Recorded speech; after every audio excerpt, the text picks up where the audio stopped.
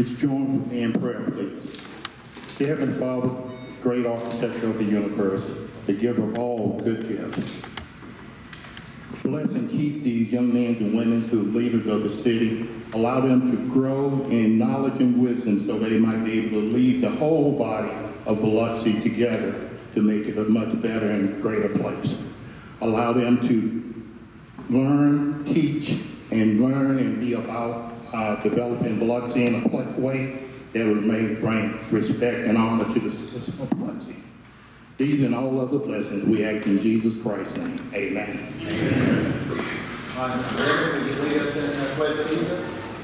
I pledge allegiance to the flag of the United States of America and to the republic for which it stands, one nation, under God, indivisible, with liberty and justice for all. All right. Thank you, Brother George Parks.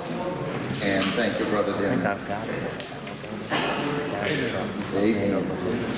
I need a motion on the agenda. Moved by Mr. Lawrence, second by Dr. Tisdale. Any questions? One question, Councilman. I'd like to pull one item.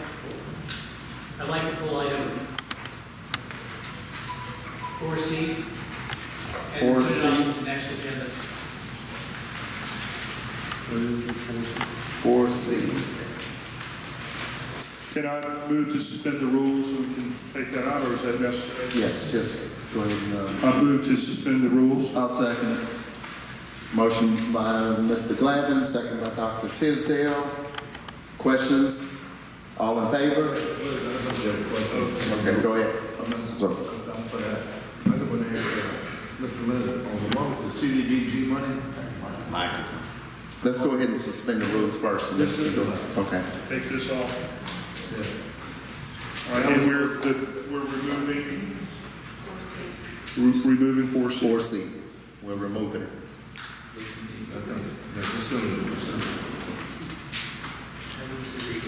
That's something good. Right here.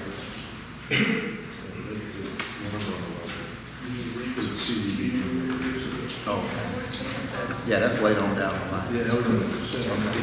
So right now we have this 4C on the table. Yeah, just want to go ahead and get it on. Okay, all in favor of removing it? Okay, 5-0, 6, no, what is 6-0? Motion carried. Okay, I need a motion. We got a motion on the table and a second to accept the agenda as amended.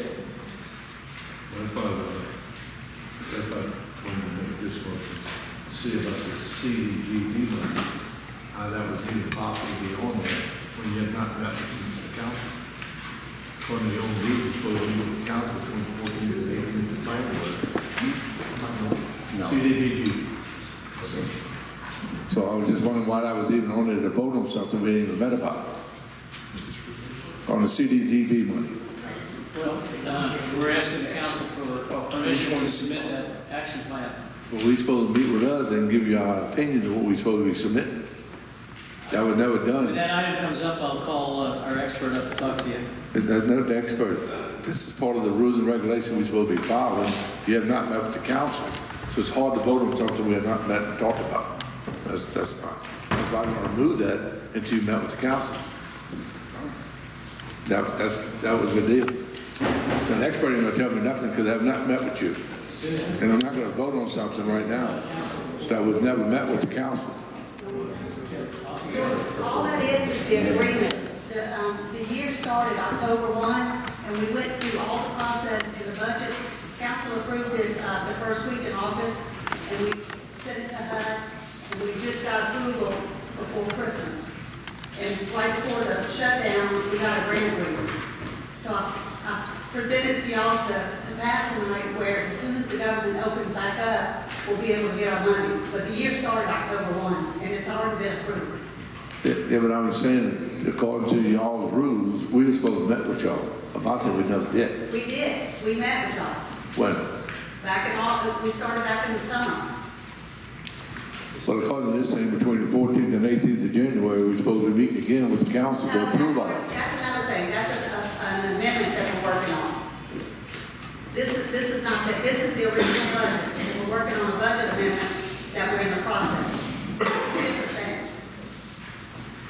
Okay. Need a motion on the agenda as amended. I move. You already have a motion and a second? Okay. All in favor? 7-0, 6-0, motion carried. Mayor's report. Thank you. Our mayor, as you know, is in Jackson trying to fight for our piece of pie. So he'll not be here with us tonight. He's left me with an agenda that's sort of like Saturday Night Live. I'm looking at the agenda. So I'd like to start off in the mayor's comments with inviting the representative from Rapiscan forward. Rapiscan, as you know, is the huge golf tournament that we support every year. Did it right? Yeah, okay. Tell us about this year's event. Thank you, Councilmember O'Connor. I'm Steve Bishop, I'm the tournament director for the Rapiscan Systems Classic. About 8 months ago, I sat in front of you as the first year of our golf tournament known as the Rapiscan Systems Classic. We are in our 10th year here, and it will be in 2019. We spent the past 8 years as the Mississippi Golf Resort Classic, as you may have been familiar with and been out to the event. And so we wanted to come in front of you, one, to thank you for your support over the years, and to certainly ask to continue the support for 2019. As of today, we're 76 days away from the event. It's a world-class golf tournament out of Fallen Oak with all the top players in the world. We're garnering more support than we've ever had here locally. We're going to all local businesses, all the casinos up and down Highway 90 and expanding our reach. We wanted to continue to grow this event and make it a celebration. This will be our 10th anniversary, as I mentioned, and we want it to be a sense of pride here in what we have. And so we are essentially the smallest, city here on the tournament schedule. Biloxi Golf Court area. We are one of 27 tournaments, but then therefore the smallest.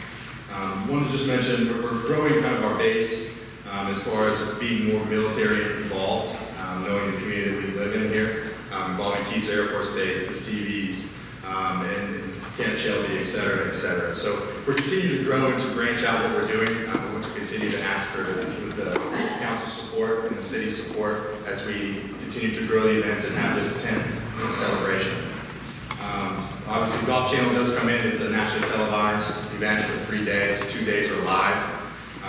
And as far as economic development goes, economic impact, our figures have been estimated over $16.5 million annually, and that number continues to grow through the work we do each and every day for the community. And the last piece I just wanted to mention is the charity piece. So as a golf tournament on the PGA Tour, all of our events are basically run through foundations, 501c3s. So we have a Birdies for Charity program, and this past year we raised $467,000 to local coast charities. So we want to continue to see that number grow, and through our annual giving, dating back to 2010, we raised over $2.2 million here in the community. And we think that's a pretty staggering number, and with your support, we'll continue to have that number grow in the future. So with that being said, Rapiscan is certainly excited to be back. They're in year 2 of a 3-year sponsorship. So for all intents and purposes, this is a big year as far as the sponsorship and the extension goes. Frankly, having some of those discussions to continue that.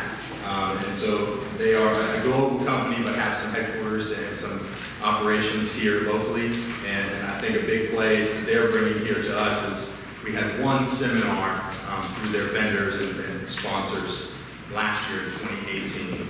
Here in 2019, we've already planned 4. We're working through NDA and the governor's office for his defense seminar in the week of March to coincide with our golf tournament and kind of make this one big celebration through Rapiscan, which is very military, security, technology based, and then also have a golf aspect as well. So in closing, it's more than simply just a golf tournament. There's the economic development piece, there's the charity piece, there's the tourism piece.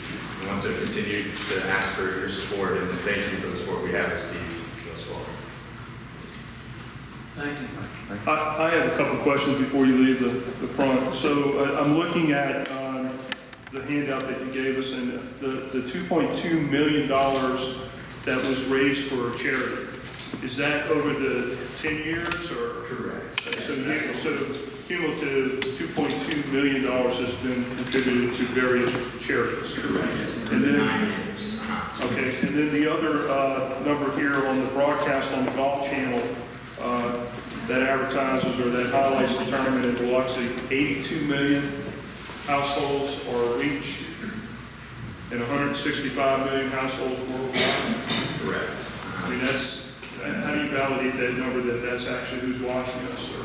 And so those are through the numbers through the Golf Channel. Okay. To say all 82 million tuned in, that's certainly not saying so. It's the reach that they have. And so what we've done actually works with Visit Mississippi, the CBD, and so working to have more local vignettes and other advertising pieces that showcase the coast, to showcase everything outside of what we do in the golf world, to continue to attract people down here to our coastal counties. Okay. Those are big numbers. Those two kind of popped off the page. That's all I have. The 2.2 million, you said the local charities, do you have a list of who you give that money to? Of course. And they've changed throughout the years. We've been, again, here for 9 years. It's a Birdies for Charity program is what it's basically the way it works. We have any local charity can sign up as long as you're a 501c3. We essentially basically run the fundraiser through our program, and we solicit funds through local sponsorships, and we have what's called a matching program, to where the charities can come through our program. They receive 100% of the proceeds that they raise, in addition to us covering all the administrative fees, the administration, the paperwork, and so what they see is 100% pass through to the dollars, as well as a matching fund pool based off of a number of dollars raised. And there's some competition to raise additional funds to have additional bonus dollars. Thank you. Thank you, sir. Yeah, thank you. Another item I'd like to add, just to bring your attention to the fact that in your boxes or at your place is a chart showing the medical insurance program, self-insurance program through the first quarter of this year. I'm trying to do that each quarter just to see how we track. And if you'll give me some time, I've got 2 proclamations I'd like to do. As I told you, I thought it was going to be an interesting night tonight. The first one is one that makes me sad but happy too. And I'd like to call Battalion Chief Michelle Crowley up. Michelle Crowley has been keeping us all safe for the last few years. Let me start by reading the proclamation, and you'll know a little bit more about her. Whereas devoting her time and energy as a firefighter with Biloxi and assuming responsibilities essential for the safety of her citizens for nearly 26 years, Battalion Chief Michelle Crowley has now entered into retirement. Whereas she began her career at the city in May of 1993 as a firefighter 3. And by the way, that's the lowest rank, isn't it? No, that's right. Okay. Started. Oh, you're a rookie. Yeah. She soon advanced up the ranks to firefighter 2, and in May became a fire captain in August of 2001 and a fire battalion chief of operational safety and health in November of 2016, a role that she's held for the last 2 years. If you've gotten a text in the last year or so telling you that the storm's about to go off or the siren's about to go off or the water's rising, that's coming from her. Whereas Michelle is only the third female firefighter in the history of the Biloxi Fire Department, the first female firefighter to ever make the rank of battalion chief, and the first female firefighter to even retire from the department and finish a career after doing service. Michelle raised awareness to the hurricane warning signs and helped capture and coordinate almost $2 million in state and federal grants for the department. Things like the fireboat that you see guys out driving around and so forth. Those are all her grants that she got for us. Whereas Michelle demonstrated her strong commitment to the fire service and the community and was recognized countless times during her career, now therefore Andrew Fofo Gillich, Mayor of Biloxi, in honor of her years of great service, as well as making history as the first female in the Biloxi Fire Department, do hereby proclaim the 8th day of January 2019 as Michelle Crowley Day.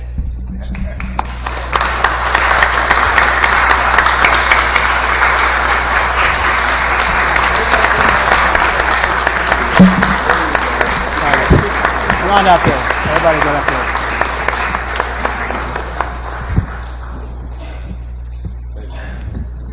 Before she talks, I want one other thing. I got to tell you, I go around to all the fire departments in the city and have lunch, mostly because they cook very well. But it's a chance to get the firefighters to tell you what's going on, and they always have something to tell you about what's going on. And one of the things I realized about this fire department, with its 9 fire stations, soon to be 10, is very few of them have private rooms. It's not easy being a woman in the Biloxi Fire Department. And for this woman to have done that for that many years and made it to where she made it is pretty freaking incredible. It is. So,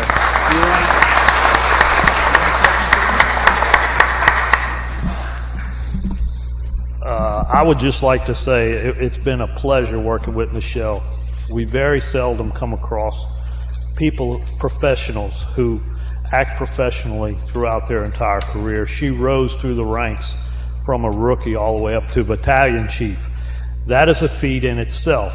Probably 1% of the department achieves that goal. And for her as a female, the single female for most of her career, to be able to achieve that was a lot. And but she did it, and she did so much for the department. She brought so much, and I'm just sorry that it's going to end, but we enjoyed it, and you're a professional, and she is not a fireman, but a firefighter.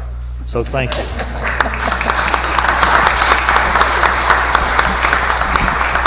Steve, you got to say something?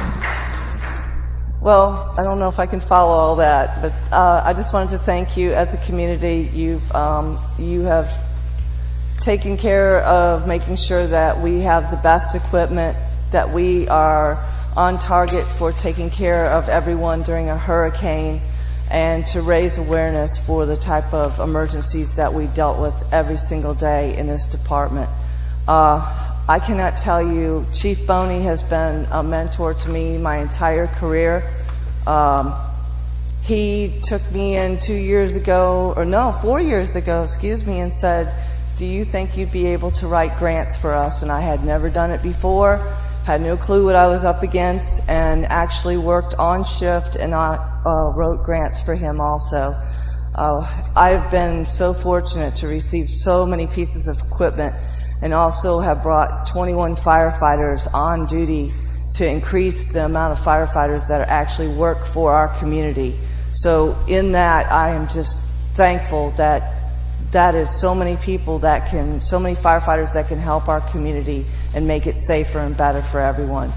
Thank you for all of the years. Thank you for everything that you've done for me also as a firefighter, but it's time for me to go.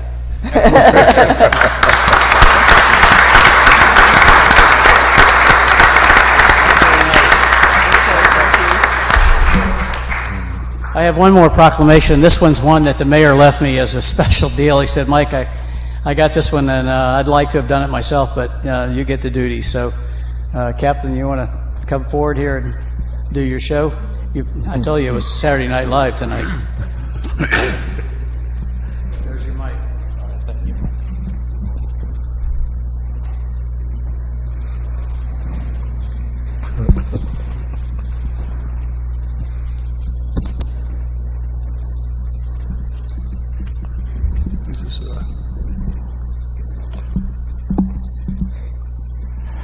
Good afternoon. On behalf of the Mississippi Music Project and the City of Biloxi, I would like to welcome you to our very special presentation tonight.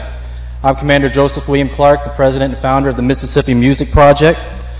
Joining me today, I have my Senior Vice President, Randy Birch, my Secretary, Alexis Page, Researcher William Lewis, the Fender Blues King, Kevin Edwards.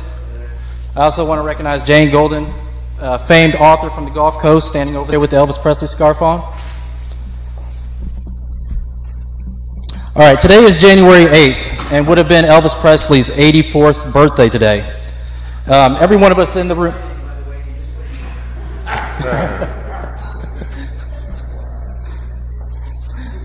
He's here. Anyways, you all know the story of Elvis Presley. You know the history regarding his success and his legacy. So today, we would like to recognize Elvis on his birthday and say thank you for the legacy and the memories, and also for the accomplishments he did for the state of Mississippi and for our musical heritage of our great state. So if you would, just a quick round of applause for Elvis Presley.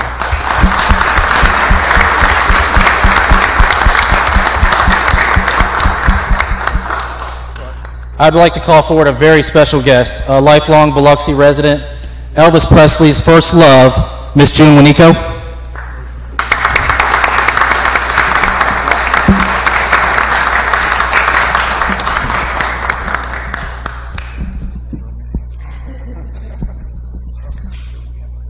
I want to speak briefly about today as Elvis Presley's time on the Gulf Coast in 1955 to 57. On June 26, 1955, Elvis Presley, along with Scotty Moore and Bill Black, were booked to perform at the Slovenian Lodge in Biloxi, Mississippi. Elvis was also booked the next 2 nights at Keesler Airmen's Club, and as it was at this first Keesler performance that a beautiful local girl named June Wanico would meet Elvis for the very first time. On a trip to Texas, June and Elvis heard a song. It was Are You Lonesome Tonight by the Ink Spots. June suggested that Elvis record that song, and in 1960, he did just that. That would not be the only song that Elvis would record for or at the request of Miss June Wanico. On another beautiful night, lying on a blanket in what was called the Hack House in Gulf Hills, Mississippi, Elvis, holding June, recited the following.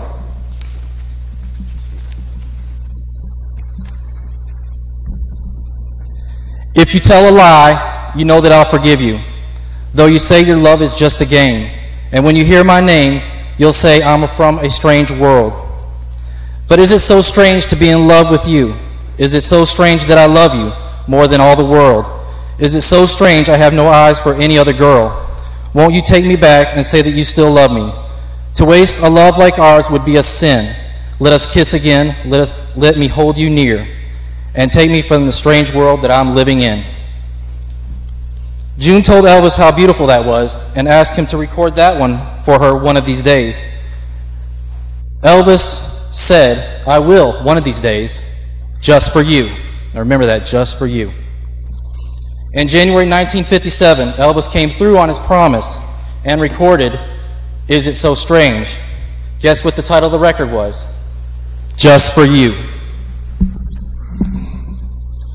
June Wanico, without a doubt, had an incredible impact on the life and career of Elvis Presley. It is for these and many more reasons that we're here today to honor Miss June Wanico. June Wanico is also the author of a book titled In the Twilight of Memory, which I have here. And ladies and gentlemen, if you haven't read this book, it's an incredible read about Biloxi, the history of Biloxi, and the history of Elvis Presley and June Wanico in Biloxi. Please check this out. At this point, I'd like to turn the ceremony back over to the city of Biloxi. Mike?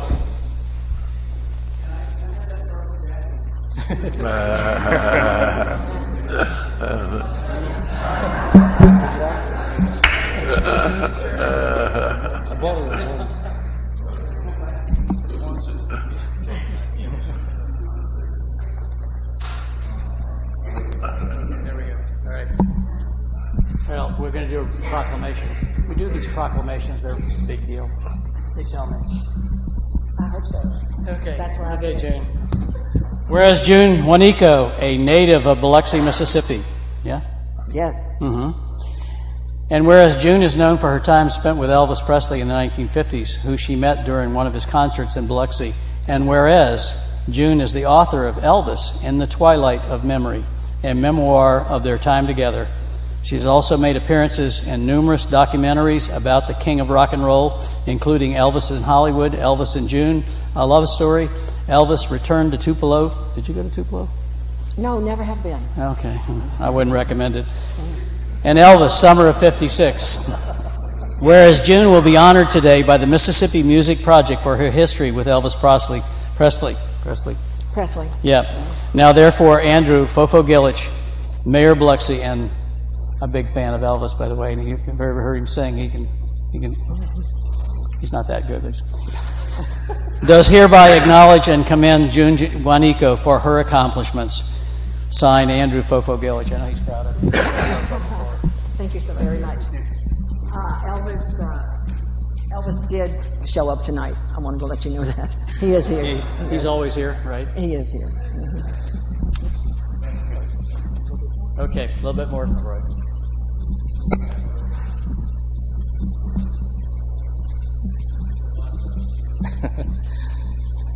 Now it is my honor to announce that Miss June Wanico has been selected to be an honorary member of the Mississippi Music Project. Tonight, as it's a night of first, congratulations, I heard a minute ago. Tonight, June Wanico makes history. She becomes the first female recipient of the MMP Music Award. And also, June is the very first non-musical artist ever to receive our prestigious award. It gives me great pleasure to present Miss June Wanico the MMP Music Award.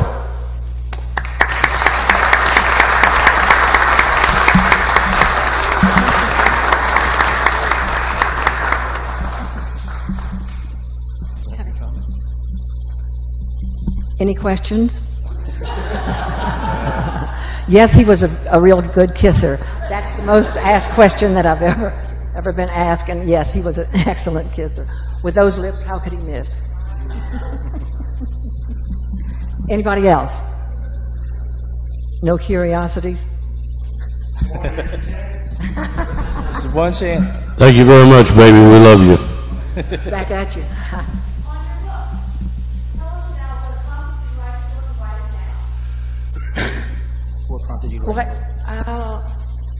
It was an accident. I never set out to write a book. I never set out.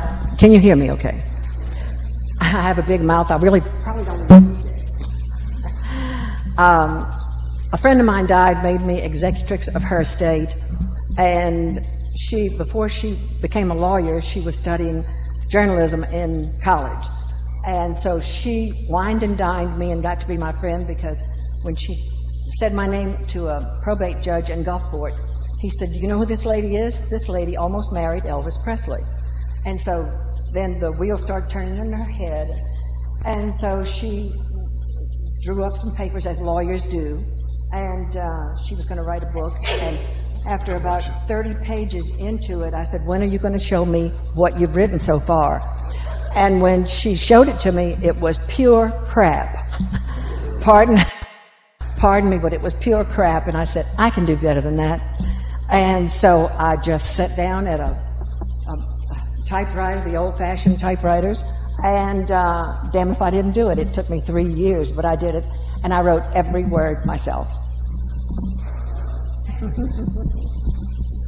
Well, that concludes my portion, my ceremony. I do want to thank the city for allowing me this time, and of course, Miss June Wanico for being here. Thank you so much. Thank you for inviting me. Thank you. I'm going to take this on.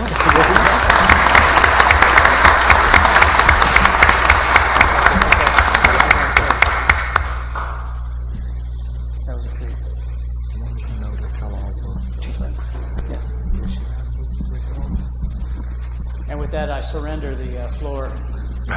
You did a good job. All right. All right. Thank you, Mike. Okay, and you're going to spread the minutes, correct? Mike, you're going to spread the minutes, right? You're not done. And I need to spread the minutes. Absolutely. Spread the travel expenses across the minutes. Thank you. Thank you. Okay, we don't have any departmental reports. We're going to start, we're going to move on to the council report. Mr. Barrett? No report. No report. Mr. Glavin? Well, all I want to say is we kicked off Mardi Gras in good fashion. I've seen crisscrossed George Lawrence at a number of events, and so we're in full swing. It's a little later this year, Mardi Gras, so we get to enjoy carnival season a little bit longer in 2019. And that right now, that concludes my report. Dr. Tisdale? Yes, Mr. Leonard, if think bike lanes, you know, and whatever it is, share the road, I think the program for bikers. Somebody told me that if you're a biker and you're up and down Veterans Boulevard, that you really need a little signage just reminding, I guess, drivers. Cyclist, not a biker. Not a biker, I'm sorry, a cyclist. Yeah. A cyclist. Cyclist. to share the road. I think there's maybe some signs you can post just to make drivers aware, because the lanes are marked, folks don't always pay attention. The other thing is Irish Hill, of course, runs east and west, and in that part of the city you've got Father Ryan, Highway 90, and Irish Hill are the only three east-west corridors right there south of Keesler. Is there some way we could also post those same signs, the cyclists share the road or something, to make folks aware as we have folks that are biking the city? That's a big deal. And then in the North Project in East Biloxi, I'm thinking when they put that final layer of asphalt down and they start striping everything, it might be a good opportunity also with the comprehensive plan to look and see what it says about bike paths and maybe mark some of those streets accordingly. It's just a thought. Thank you. Okay, and I wish everybody a happy and prosperous New Year. That's it, Mr. Guines. Thank you. And Mr. Deming? I don't have much. Just to piggyback off what, and I didn't even think of this until he brought it up, but I've got a couple of people who have come into my office because they were in accidents on bikes and they were traveling the wrong way on the road. It may be intelligent to, if we're going to do signs like that, to inform the public in some way that bikes travel with the flow of traffic instead of against it. For some reason, there's a 50-50 bag of nuts there that some people think you should ride against cars and some people think you should ride with cars. They use some irrational logic that says if I'm riding against them, I can see them coming. But the law clearly states that they have to ride with the flow of traffic. But these injuries were severe, and I think if we're going to address cyclists on the roadways, we should inform the public that the proper ways to be part of that commerce or whatever. Right. Thank you. Nothing further. Okay. Mr. Newman? Mr. Lawrence? Going back to the bike path, I don't know if we have enough room on our shield to stripe that off to a bike path. I agree with Tim that you need something, some kind of thing, but I mean, I don't know if you have room. The road's not wide enough to put another path. You really don't have enough room. Right. You'd have to add probably another 2.5 feet to the shoulder, but that's why I think we just need to have some sort of signage that says They could ride on a cyclists. sidewalk. Beg your pardon? There is a sidewalk there. There is a sidewalk, but cyclists, You don't ride a bike. it raises other issues of liability. So I'm just thinking, just if it's nothing more than to put up cyclists beware, share the road or something like that. Right. We were just discussing here I was with Vincent about the fact that some education is needed about ride with the traffic, walk opposite the traffic. We have to maybe do a better job of educating people. That sounds like a B mail or a B news item. There you go. Thank you. Thank you. Maya was Beth's story with June and them, like she left already. She lived right around the corner from, at that time, a young lady I was dating, and we watched him fly over all the time. So I tell you what, he really liked, and they had a great time together, them two. That's one of the things, they pretty much pushed them apart, but I mean, they probably made a great couple. But he was always coming down there. She lived right off their street. Y'all know, that's behind the Budweiser place, because people don't have no clue where that's at. And so it just seemed all the time. Just nice guys, just like anybody else. You know, I'm not 84 years old, but I'm getting there. How's that? Finish that one. Yeah, I'm not going to mess with it. Yeah, and I want to go and Happy New Year to everyone. The first of the year, the mayor, myself, a couple of us went out and at the Oyster Drop. It's an event that's getting bigger and bigger every year, and next year we'll look forward to seeing more people out there. I just wanted to let my colleagues know that at the end of the meeting, I wanted to close the meeting in honor of Miss Sister Mary Jo Mike. A lot of my family members, my son went to an activity school, and she was a great one. So I just wanted to remember her. She was a great lady. And that concludes my report. I'm going to move on to the public agenda. Nathan, you got anything? Did you get your chance? To read it? Okay. That concludes the council report. We had someone else who wanted to say something? I'm sorry, I didn't hear Ward 7. I thought maybe you might have missed him. Okay. He's being silent. We're good. We're good? Okay. Okay, we're going to move on to the public agenda. Public agenda A. Lucy. Public hearing regarding amended and restated tax increment financing redevelopment plan for the city of Biloxi. Okay. Jane.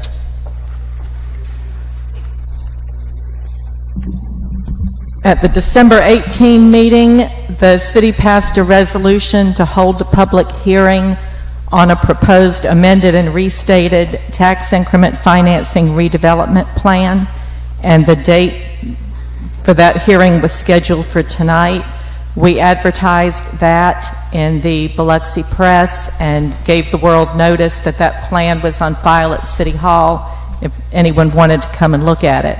So tonight is the date for the hearing, and Mr. President, if you could just call for people to come forward if they have anything to say in favor or if they have anything to say against. Okay. And at this time, we'll open up the floor. If anyone have anything to say regarding the public agenda, the public hearing regarding the reinstating tax increment finance and development plan.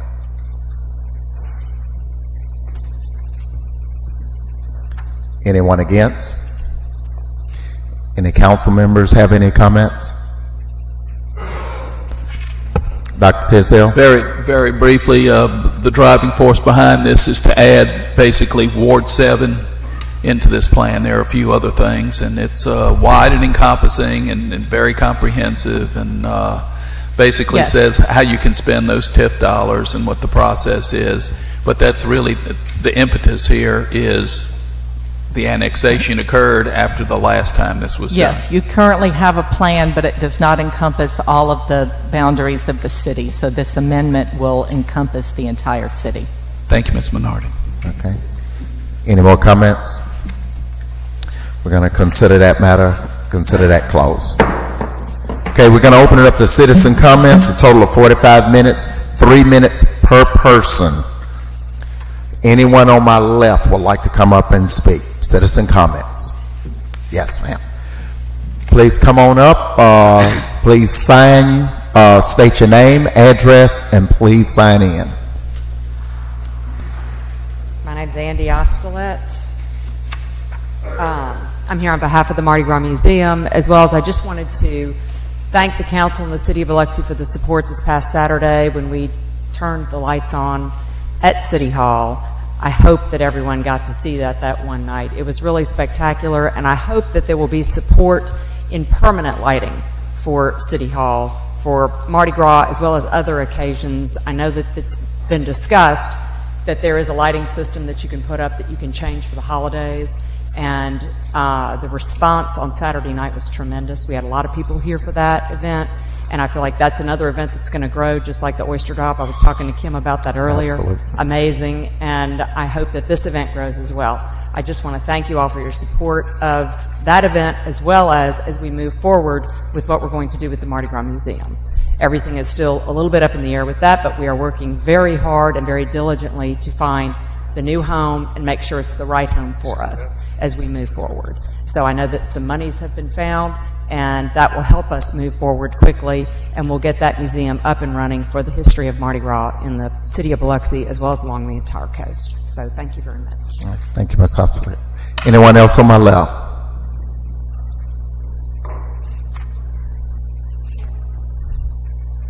This is the time. Come on up. Come on. Yes. You number one. You got the seat.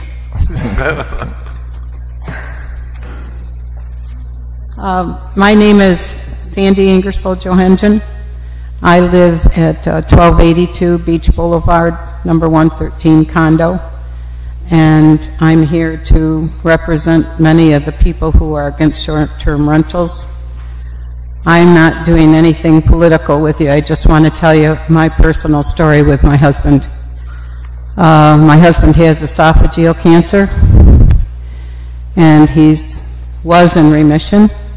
And the doctor said, let's do your bucket list. And I said to him, let's sell the house and go wherever you want. He chose here.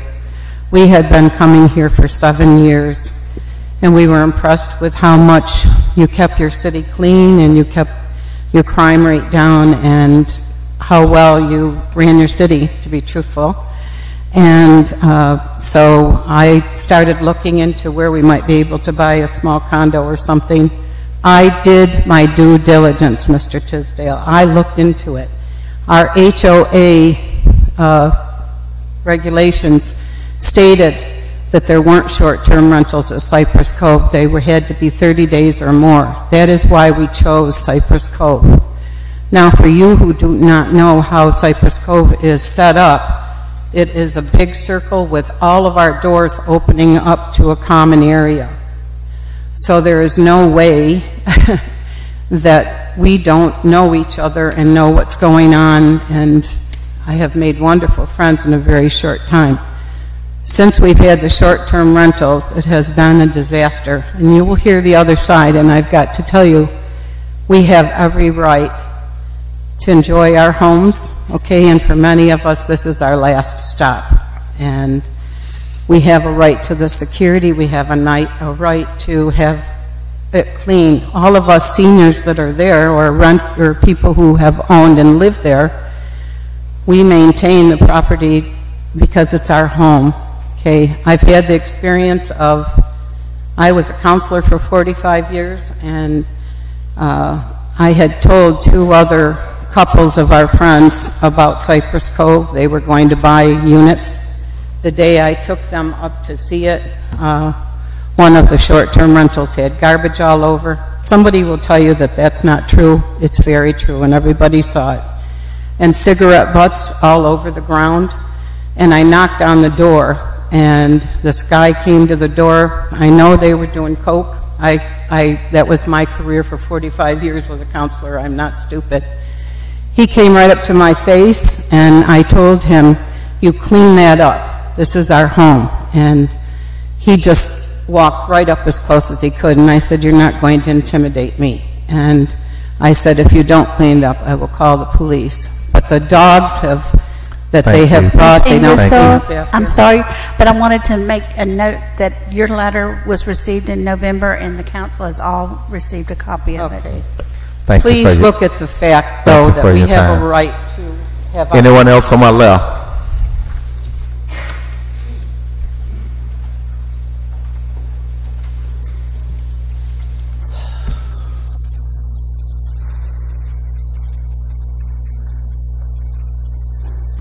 Hello, and thanks for listening to me. My name's James Cascio. I live in Unit 103 at Cypress Cove with my partner, Lee Cameron.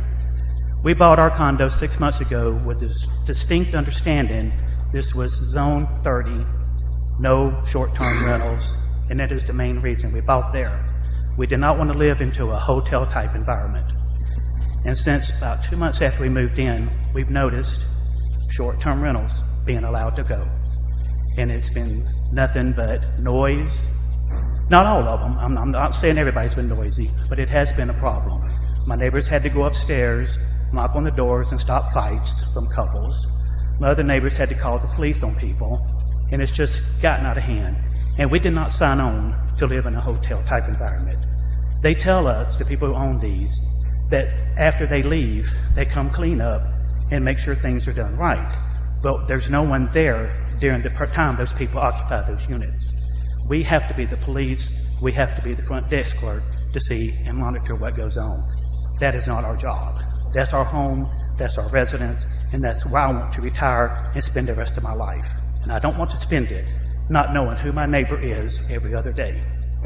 And that's all I have to say. Can y'all please take this into consideration, please? Thank you. Thank you.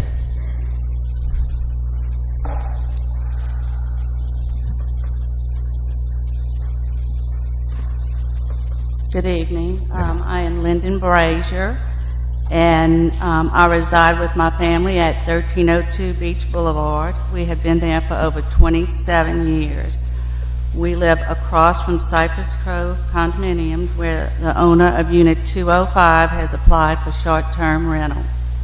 My family and I are opposed to this short-term rental, along with other homeowners in the neighborhood. After Katrina, we made a decision to rebuild as others at a high cost of construction, insurance, and taxes. This short-term rental brings uncontrolled loud music, guest overload, illegal activities, and coming and going of traffic at all hours of the night. This change would make our neighborhood very undesirable and lower our property values.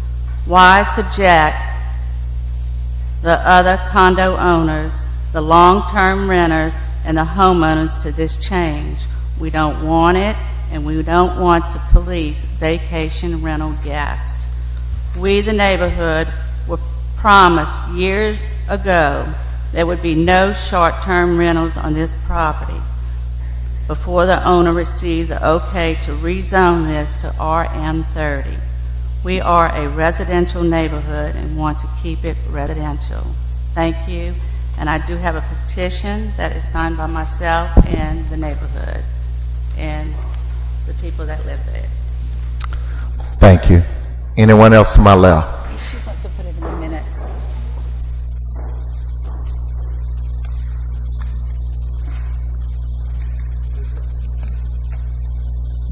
Well, this has been exciting to come here. I think this is a beautiful building, and I haven't been here yet. It's K House, and I've lived here 26 years. I'm retired Air Force, and I don't want this rezoning. I'm with the other ones that you saw. I have the homes of 1283 and 1279. I have increased garbage in my yard. It seems to be a good activity that people like to do, is throw stuff over into my yard. I want to point out a few things that rules were made, and now we have someone that wants to undermine the standards and take away the rules. So when I bought into this neighborhood 26 years ago, I've learned to love it. It's an historical area, and I don't want to see what's left of it destroyed, eroded. These parties are disruptive. There's an attitude, I will not return, so this is a one-time adventure. There's no supervision. There's no accountability. I don't even know if these people have driver's license or if they're escaping from other states with bad and intolerable habits.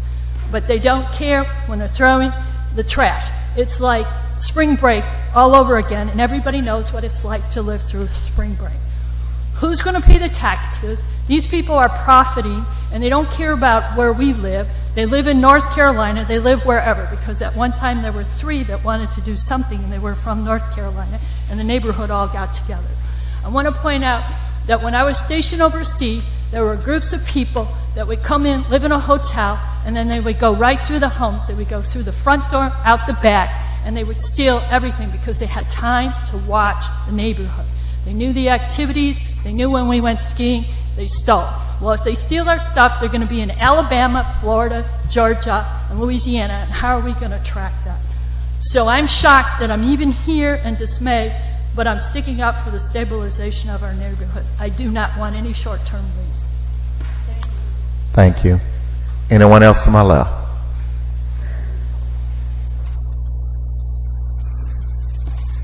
Hello, my name is Victor Marver Jr. I built a home on Father Ryan Avenue. I live at 1263 Father Ryan Avenue. I have a vested interest in the neighborhood, and I'm completely opposed to these short-term rentals.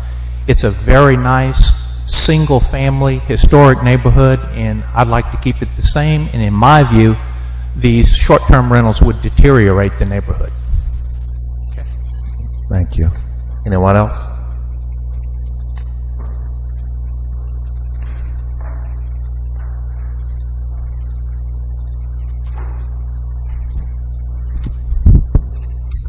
My name is Debbie Collins, and my husband and I live at 124 St. Paul Street, which is 1 block over from the apartments that we're discussing.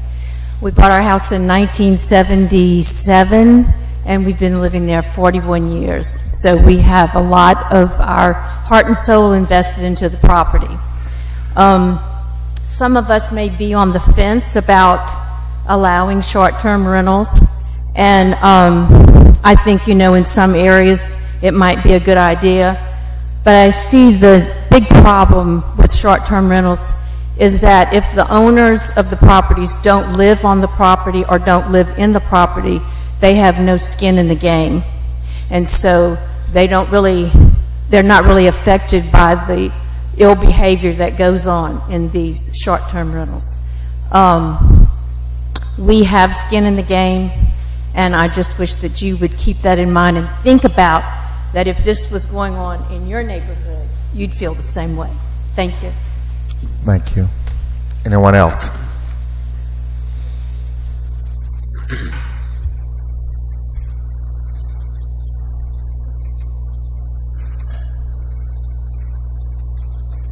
I'm Peggy Brown. I live on 125 St. Jude Street, directly across the street from the condos. Originally, they put in a little gravel drive, and that was to be used for emergencies like fire trucks and so forth, which is also why they took down the big oak tree. I moved there in 1988, and I intended to live there the rest of my life in this nice, quiet area, and it's not quite the same anymore. Frequently on weekends, you'll hear music going on as though you're at the Jazz Fest or something. It's loud until very late in the night. I like my neighborhood the way it was. I would like to see it stay like that. I would hate to see, I'm really opposed to the short-term rentals because I don't think that does anything but destroy our neighborhood. Thank you. Thank you. Anyone else?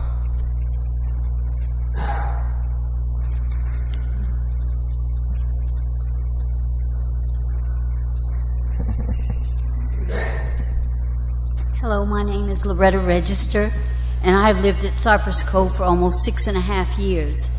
It was such a peaceful and quiet place to live. I loved Biloxi until the last few months when it turned into short-term rentals. Then it became, overnight, a Motel 6. We have a large group tonight who I think if they'll stand up for a moment will show also their opposition. Some of them do not want to talk, but if you would stand. So that's all I have to say, and thank you so much. Thank you. Anyone else? Anyone on my right?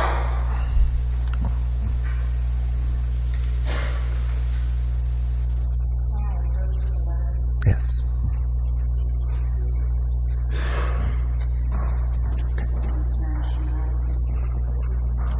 Thank you.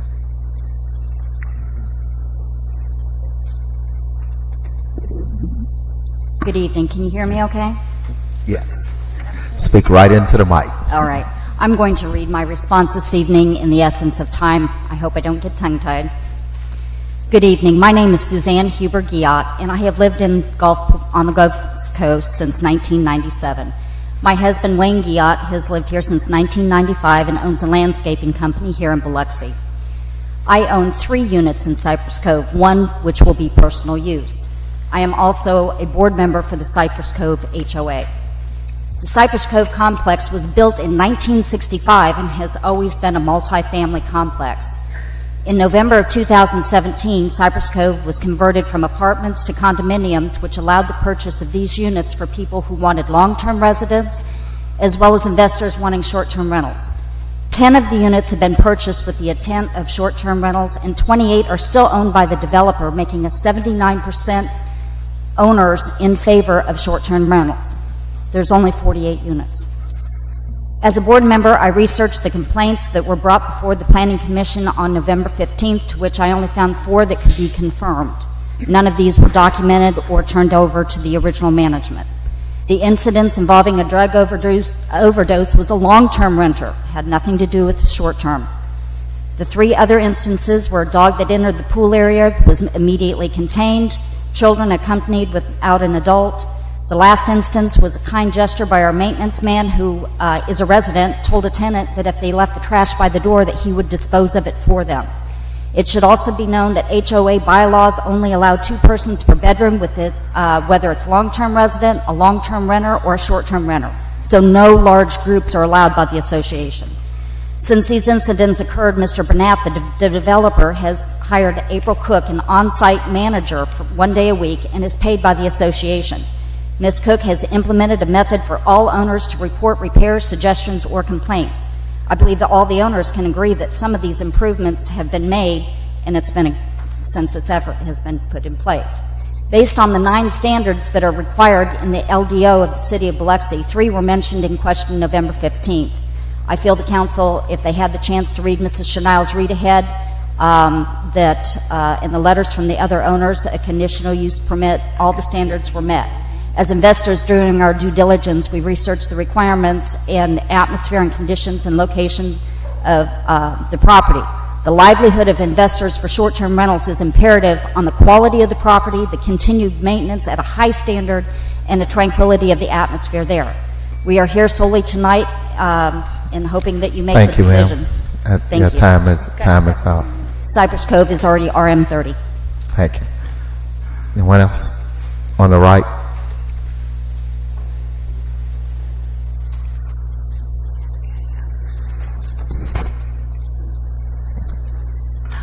Hi, my name is Gina Pepe. I'm a broker out here on the coast, and I have been representing short-term rentals since like 2013.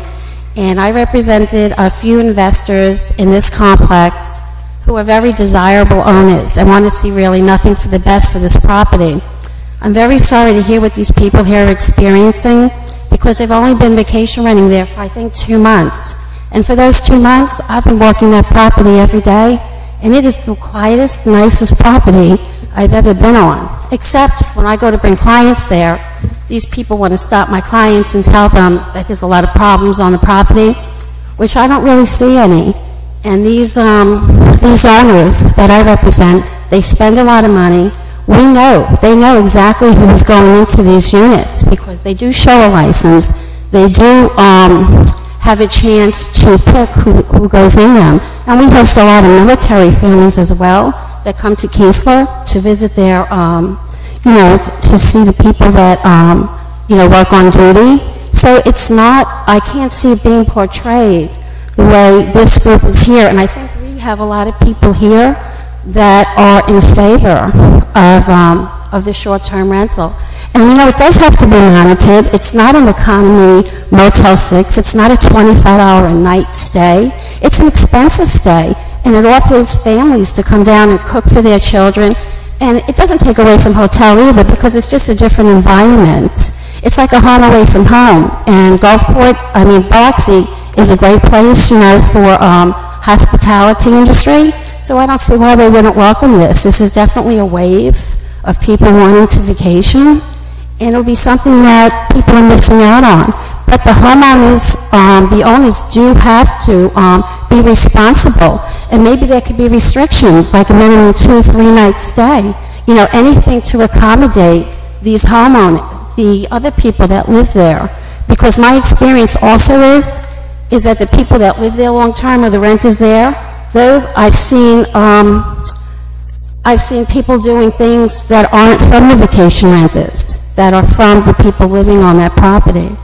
So I'm just hoping that you would reconsider offering that hospitality to Cypress Cove. I haven't seen anything documented. I am there every day checking my daughter's unit. And she also has a camera on her door and monitors when people go in and out. And she has been told by some of the homeowners that there's been a lot of activity going in and out of her apartment all night. And my daughter says impossible, because she controls who goes in and out of her unit. And she could tell you the times those doors open and close. This is how responsible these homeowners are. Thank you, ma'am. That concludes your time. Anyone else to the right?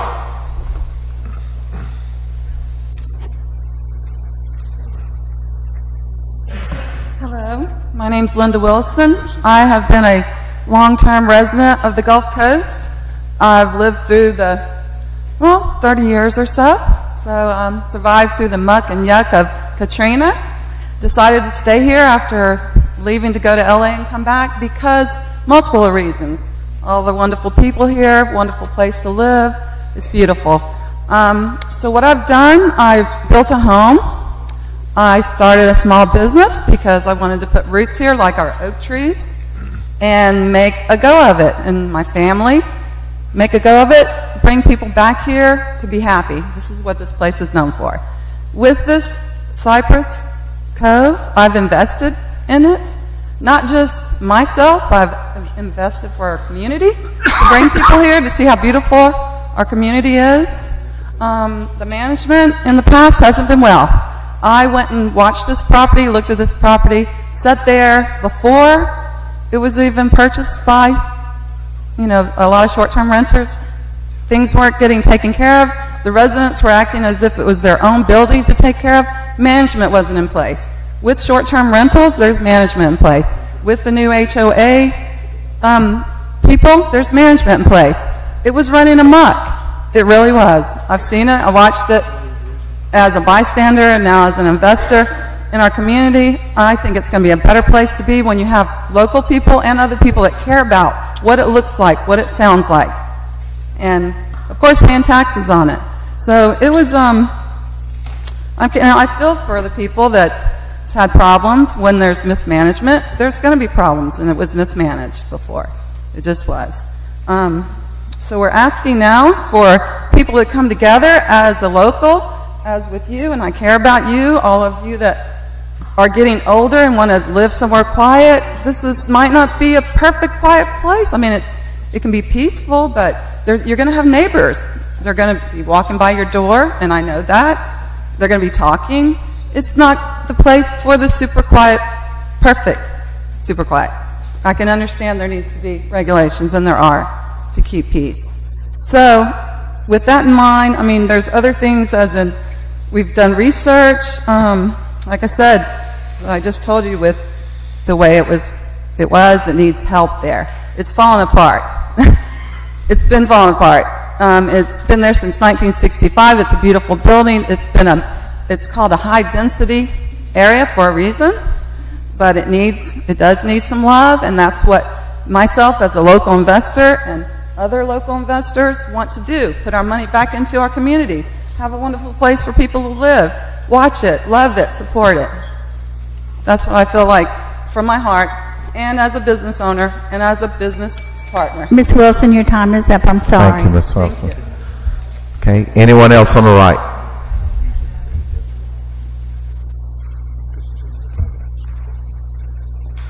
How does that time? I think we got about 10 more minutes. About 10 more minutes. Hi, my name is Benjamin Sims. My wife Kelly and I purchased Unit 101 at Cypress Cove in July of this year with the sole intent of using this Beachview property as a short-term vacation rental. We live near the lighthouse, very close by, had our eye on the property when it went up for sale, and made this investment for our family.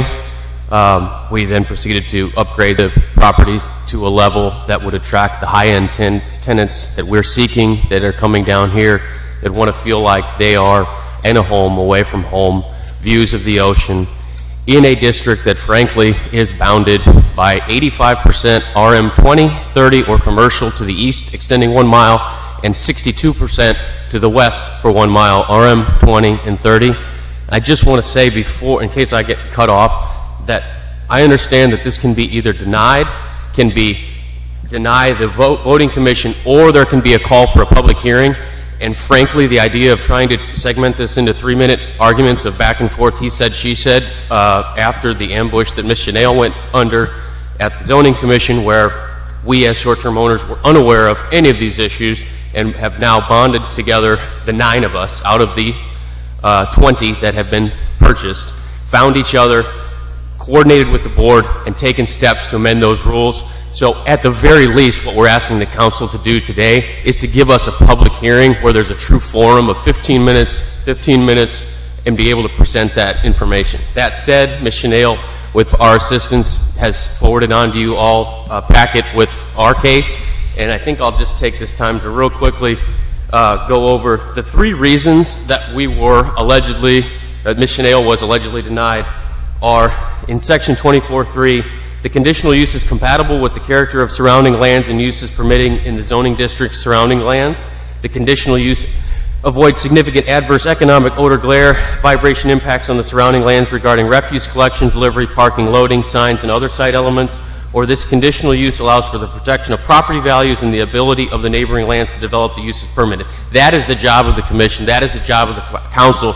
The law was passed that RM20 and RM30 is eligible if you meet this list of criteria. So the issues, what we've heard today, are all against the rules, whether they be the owner, whether they be a long-term renter, whether they be a long-term renter that is 30 days that somehow these people would know, as opposed to someone who is there for 2 weeks. These are internal issues that need to be addressed. Noise after a certain time is against the rules. It should be dealt with.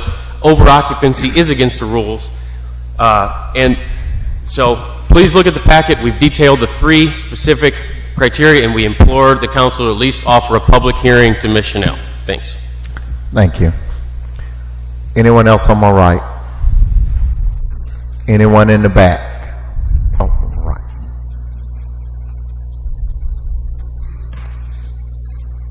right. My name is Kelly Pickett. Ben Sims is my husband. We are owners at Cypress Cove, as he stated. We are also, excuse me, this makes me very anxious and very emotional. We have a son to take care of. By denying this permit, we will be financially hurting. We won't put food on the table, we won't put clothes on his back, and potentially an education long term. We use Airbnbs because we are a family. We like to have a home setting. We need a kitchen. We want a full kitchen. We need to be able to cook him breakfast. But we also go and tour the towns. That's part of Airbnb's perk. You don't have to stay in a hotel, and you can still enjoy the city. We're bringing tourists to the town. We're bringing tourists to this community. We're able to tell people, hey, Biloxi, great little beach town. Come and enjoy it as you wish. We are for this. We have tried to meet with the people that are opposed, and they ghosted us. They didn't come. We politely invited them. They didn't want to meet us. They didn't want to hear that we were trying to put rules in place. They didn't want to take our phone numbers so that they can contact us personally, immediately. They didn't want to hear any of it. They chose to not come to the meeting and meet us, get to know us, and listen to our side. And now it's come to this. So, as my husband said, I think it needs to be a public hearing. Thank you. Anyone else to my right? Anyone in the back of the room? Mr. Hinton?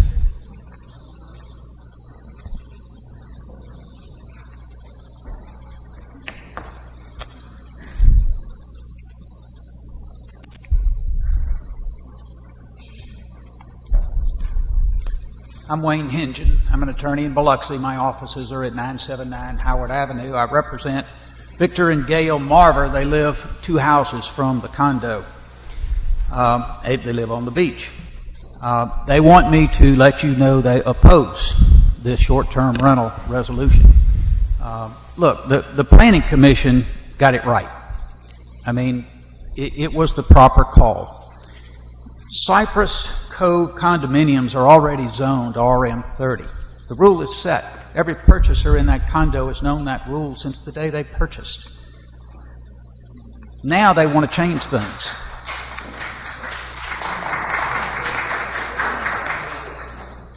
Now they want to change things, or at least one does. The request for you to think about this in your own neighborhood is to have nightly rentals. Have motels. A motel. The Cypress Cove Motel. That should not be allowed. A motel facility is not compatible. Somebody's already read you your regulation. It has to be compatible. You know it's not compatible, so it doesn't deserve your vote. It's not compatible with the same single-family residences all around this area. It's not compatible, especially with the owners of the condos that live at Cypress Cove. Those that would rent for a night or 2 nights are not a part of the neighborhood, and they don't have any vested interest in the neighborhood, and they don't have any vested interest in the city of Biloxi. If they're tourists, there are places for tourists to stay, even for one night. Not Cypress Cove. People that built homes on the beach, like the Braziers, Lyndon's already spoke, Victor and Gail Marver, who I represent. Those folks deserve the respect and trust they had in being able to reinvest where they had a home on the beach. There are places for short-term rentals, and they can be allowed, and I would probably support it. This is just not one of those places. If you let one in, more will come. More will come. Now what happens to your neighborhood, one of the oldest in Biloxi? When you balance the residential citizen of Biloxi against outsiders who rent to outsiders, the resident of the city of Biloxi ought to win every single time. Somebody mentioned the word business. That's exactly what short-term is. It's a business. Somebody mentioned investment. Those that are supporting this, that's what they want to do, is make money off of it. Don't let them do it in this neighborhood. Victor and Gail Marva trusted that this thing wouldn't change. So your vote's going to show them that they didn't misplace that trust. I hope that's what will happen. Thank you, Mr. Hinton.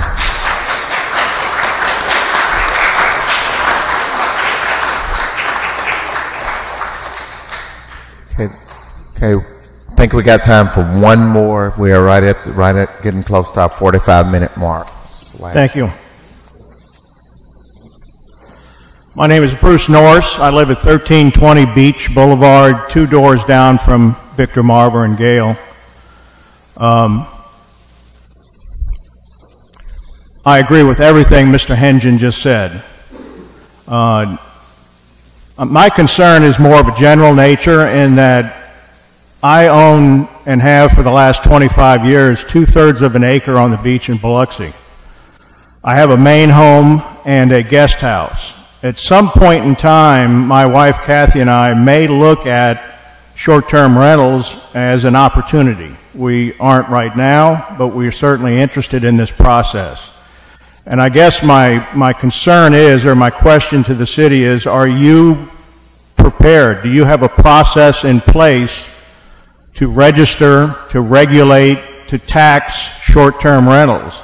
Is it on the table for everyone to read and everyone to understand? Because I would encourage you to do that if you haven't, so that those of us that may want to take advantage of this at some point in time have the proper direction. So as far as this particular application is concerned, we are, as I stated, in agreement with Mr. Hangen. Thank you. Okay, thank you. And just on that note, Mr. Creel is over in the community development, and he has the process over there. Okay, that concludes our citizen comments. We're gonna move on to the policy agenda and our ordinance. First reading, Lucy.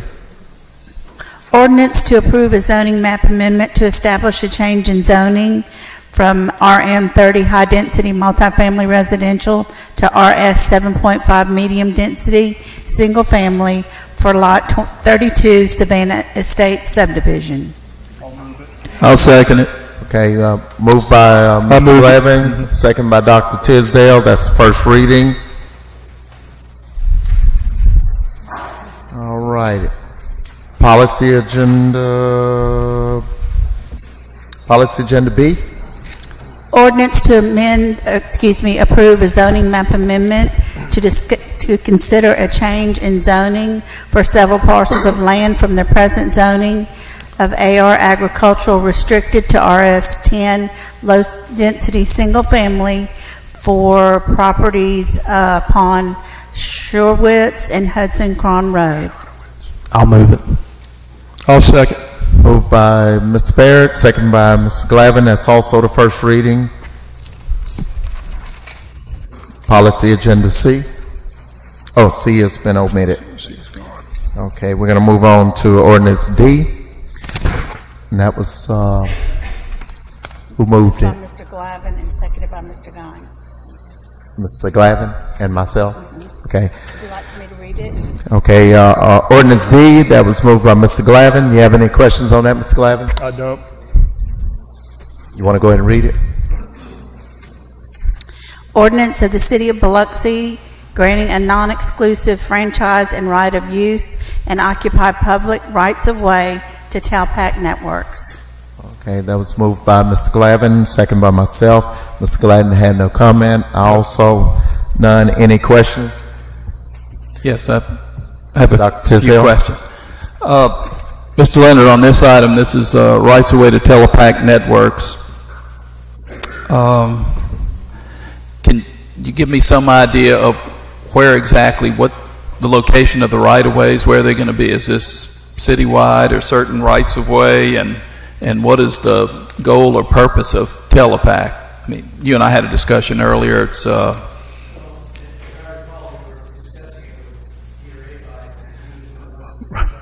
right, and there for the general public. I mean, you've got AT&T as a service provider, and you've got Cable One as a service provider, and Telepac, I think, is a subsidiary of C-Spire, and they want to come in and do some things, and I would assume it would be fiber or something of that fiber optic or black fiber, whatever black fiber is. But as I recall, Mr. Abide said that it would be a fiber optic ring. It was, and I can't recall where it was. It wasn't throughout the city. It was pretty much, I think, around the business district here, and that would provide some sort of service at some point in the future. Okay, so they would offer, I would assume, they would compete with Cable One and AT&T and provide the same services pretty much. Is that correct? Because at this point, they're just looking for permission to come in and do business. And since we have a non-exclusive franchise agreement with the other two entities, then since it's non-exclusive, anybody we approve can come in and offer these same services. So that's it in a nutshell, basically.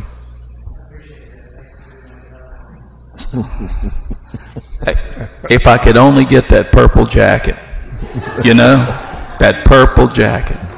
Any other questions? Any other questions? Going to call for a question. All in favor?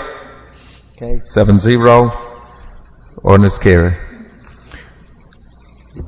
Resolution E, Lucy? Resolution of the Mayor and City Council approving the adoption and implementation of the amended and restated tax increment financing redevelopment plan. I'll move it. I'll second it. Moved by Mr. Bear, second by Mr. Glavin. Any questions? No questions. No questions? Mr. Glavin? No, we talked about it earlier. Talked about it earlier. Okay, great.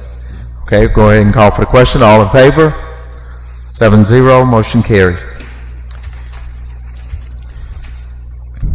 Resolution F, Lucy. Resolution to deny a conditional use approval request to authorize the establishment of short-term rentals for a property located at 1282 Beach Boulevard. I'll move. Second. Moved by Mr. Lawrence, second by Mr. Glavin. Any questions? Planning Commission to deny. Okay. Any questions, Mr. Glavin? I do. I just want to make a comment. We heard from the residents, and you know, there's a great many that don't want it, and there's some that kind of made an argument why they want it. This was denied by the Planning Commission. Our representatives 12-2. It also, as I understand the covenants, it does allow for 30-day rentals in the covenants. It doesn't allow for less than 30. Excuse me. Okay. Does not allow Councilmember speaking. for less than 30 days. Is that correct, Mr. Creel?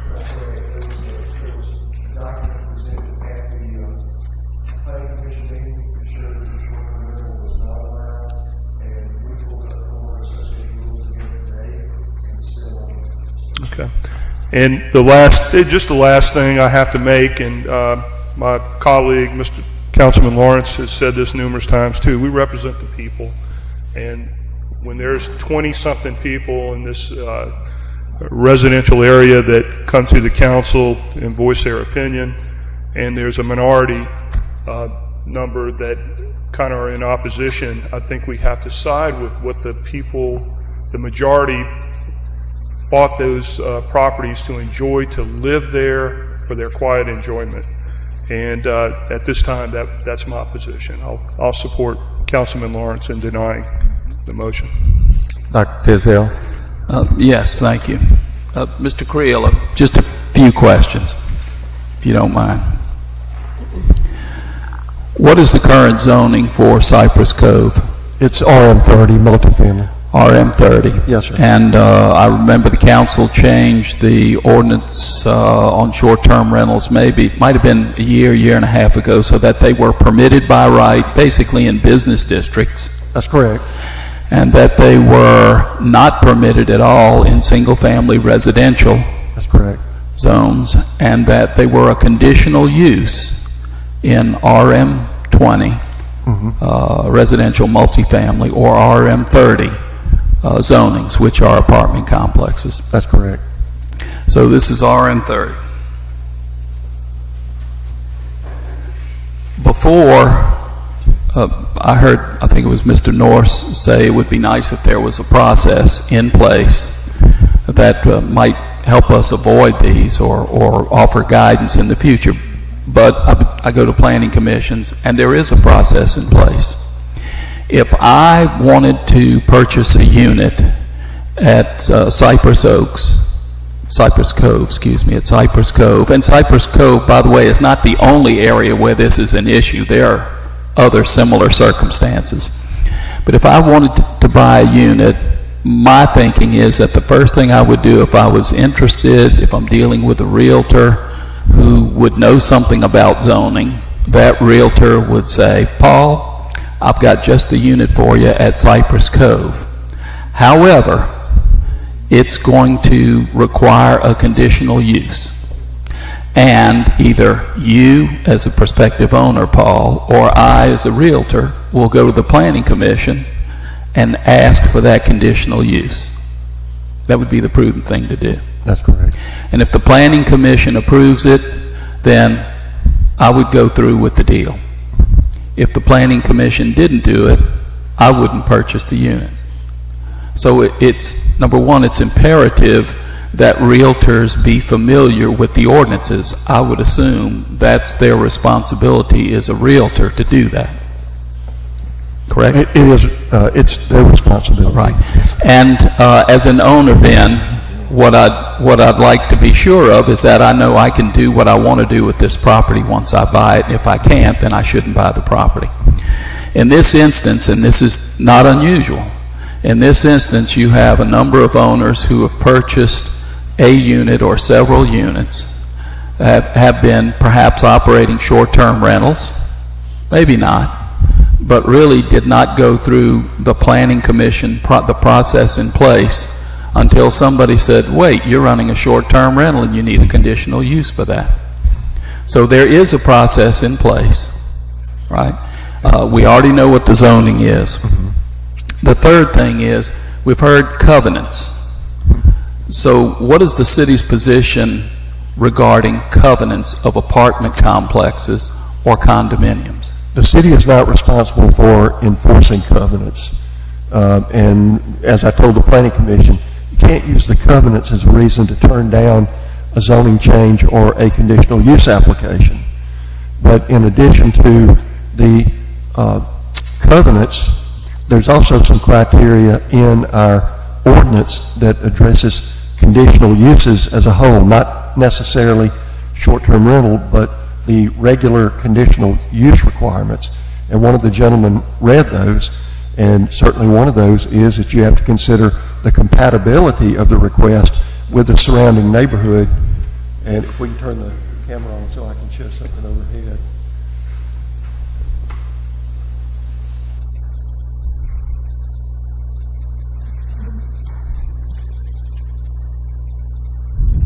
This is a zoning map for the property, and the darker properties here are the ones that are zoned RM30.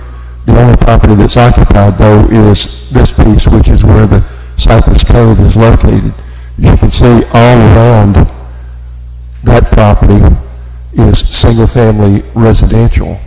And we believe that the reason that the Planning Commission denied this request was that they took into consideration the compatibility of the request with the surrounding neighborhoods and the number of people that had single-family owner-occupied homes there. And that was the reason we believe they denied it. Would it have been prudent under the circumstances when these apartments, for lack of a better word, were transformed by the owner into condominiums? Wouldn't that have been a really good opportunity for that owner to come to the Planning Commission and say, here's what we want to do. Here's an option we want to make available to our tenants, whether apartments or folks who want to own short-term rentals. So that's maybe something else property owners might want to consider, is if you are the owner of an RM20 or RM30 and you want to do condos, you should go to the Planning Commission and pursue that zoning. Excuse me, Paul, that's not what we sit here. We're getting ready to vote on it. We're not going through the history. We are, but we're not going through the history of all this stuff. I'm trying to make a point here, George, because we've been kicking this around for a year and a half. All right, let him go ahead and finish. Go ahead and finish. A year and a half. So I have some suggestions to make. Because, as I said, this is not the only instance where we have this issue. There are other apartments/condos. Same problems coming this way in the not too distant future. Number one, we need a button on the city's homepage that directs folks, any interest in short-term rentals whatsoever, takes them to a page where they can get all the information they need and what the process is. We need to maintain a list of short-term rentals currently permitted within the city, and it needs to be on the city's webpage somewhere, so that if somebody has any suspicions about my neighbor running a short-term rental, I can check that list to see if it's lawful and permitted. Again, this issue and its conflicts, this is just the first or second time this has surfaced. It's going to continue. That's why I believe we should declare a moratorium and a public hearing in order to clarify all these issues and hear what everybody has to say on this matter. So, I mean, we can vote on this issue today. I don't have a problem with that.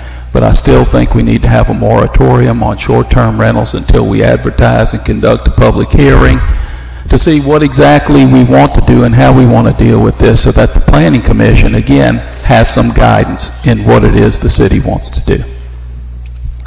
I'm done. Thank you. Thank you. Mr. Barrett? I have a couple of questions. I have no issue with what Paul's saying as far as coming up with a method as to how we do this, but it's not the city council's fault that people are going about things the wrong way. Like Paul said very clearly, you don't go buy a piece of property and then say, oh, I want to do this with it. You buy a piece of property and make sure that before you buy the piece of property, you understand what you can and can't do with the property. Due diligence. Then it's the same thing. Developers do it all the time with raw land. They don't buy the property until it gets zoned. We've turned it down before, and then the sale of the property doesn't go through. You can't buy a piece of property and then say, oh, it's your fault that, no, the method that you took is the wrong method. And so I have no problem doing what Paul says, setting up a standard, and I can't support, I will support denying this, but I have no problem setting a standard, and if that standard is changed, then this particular property can be revisited. But just because the method in which some people took was incorrect method, I'm not gonna support letting this hang around. I'm gonna vote to deny. But if that does come back, can we change the ruling on this particular property, or would that be encompassed in what is changed? As what our new standard is for short-term rentals. In other words, if you vote to declare a moratorium now, no. If we vote to deny this tonight, and then we have and set some kind of standard up for short-term rentals, in these situations like Paul's saying, in apartment and condo complexes throughout the city, this particular one would change along with all of those. The code does have a provision that says that if there is a substantial change after an application is denied, if there is a substantial change, then the time frame of 1 year, the code says that you have to wait 1 year if your application is denied, unless there is a significant change. Now, a text amendment would be a significant change, so they would have the right to come back. All right, that's all I have.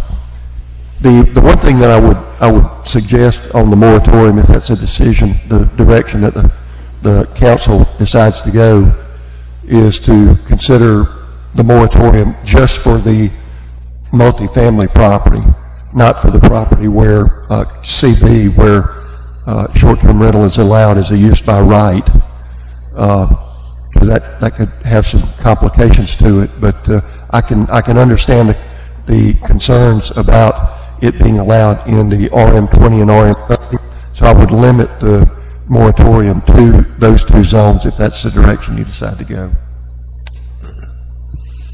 Call for a vote. Okay, thank you. Wait a minute. Councilman Demme. I'm going down the row. I'm getting to you. I don't know if you can answer this. You may be able to answer part of it, Jerry. Are there units in that building already currently operating as short-term rentals? They are, but they're not licensed. They're not. We received a complaint about 2 months ago from some of the permanent residents there that there were units that were being operated as short-term rental, so we started the case on it. And when we finally got a hold of Ms. Chanel, who operated the one that was in question, we told her that she would have to come in and fill out an application, that the property was allowed. It was allowed as a conditional use, but she would have to come in and fill out the application. So the past 2 months have been spent going through the process and going before the Planning Commission to request that conditional use approval. I don't recall your name from the HOA. He said that he looked at the HOA and it doesn't provide for this. I saw you shake your head, and earlier you said that it did. Is there a new set of homeowner association regulations?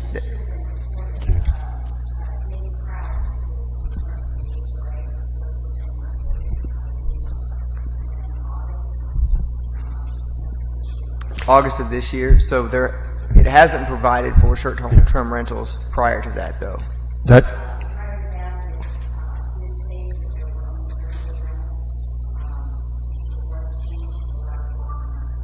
How does the homeowners association determine the regulations in it to change it? Is it a popular vote? Is it a majority vote? Is it a 100%? Or do you just write them and say the board votes and that's what they are?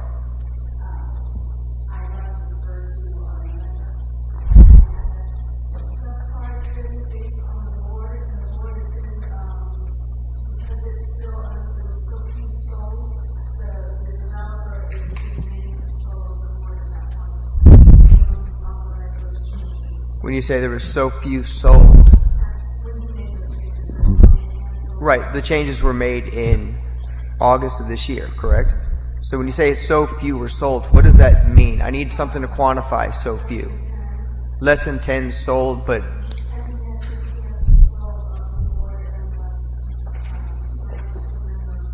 well, how many units are there?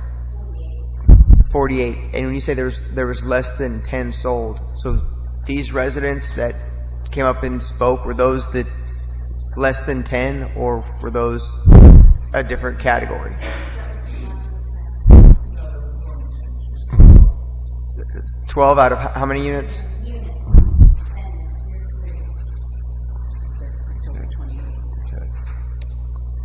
There's 28, what? 28th of October?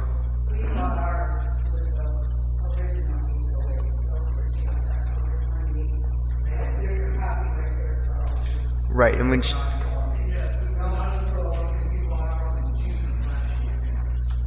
okay, I just wanted to gauge how many people would actually be affected out of the percentage of the whole. And I wanted to ask the chief of police too. There were a lot of allegations made about these short-term rentals. Do we have any statistical data to help us decipher?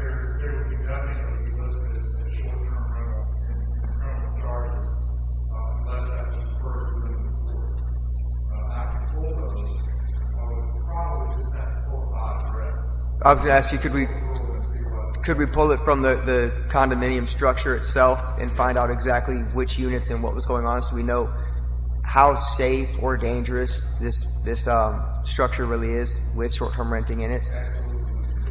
Thank you. Please don't take my comments as being for or against either. I'm completely open-minded. I just want all the facts before I make a decision. I feel this board should be prudent in doing so, and I just want to hear from both sides everything. Ms. Newman? Yes, I would like to also call for a public hearing to hear the presentations and facts, such as what the police department can provide us, and I want facts from both sides. And the most important part, I think, too, is from what I've gathered, more units are going to be coming up next meeting or so. So we might as well do them all at once and have a public hearing. At the Planning Commission meeting 3 weeks ago, we had 18 cases for short-term rental, of which 14 were at one condominium complex. Not this one, but at another one. So why not address that one at the same time? That's what I'm saying. We should address them all at the same time. Can we do that, Ms. Lucy? In light of that, I think we should support. Wait a minute. Let's let everybody comment first before we finish up. Okay, are you finished? Well, I do want to say I do have like a issue if these residents did sign a contract with the homeowner association stating that there won't be these short-term rentals, and then you change that contract up on them. I have a bad feeling about that. So.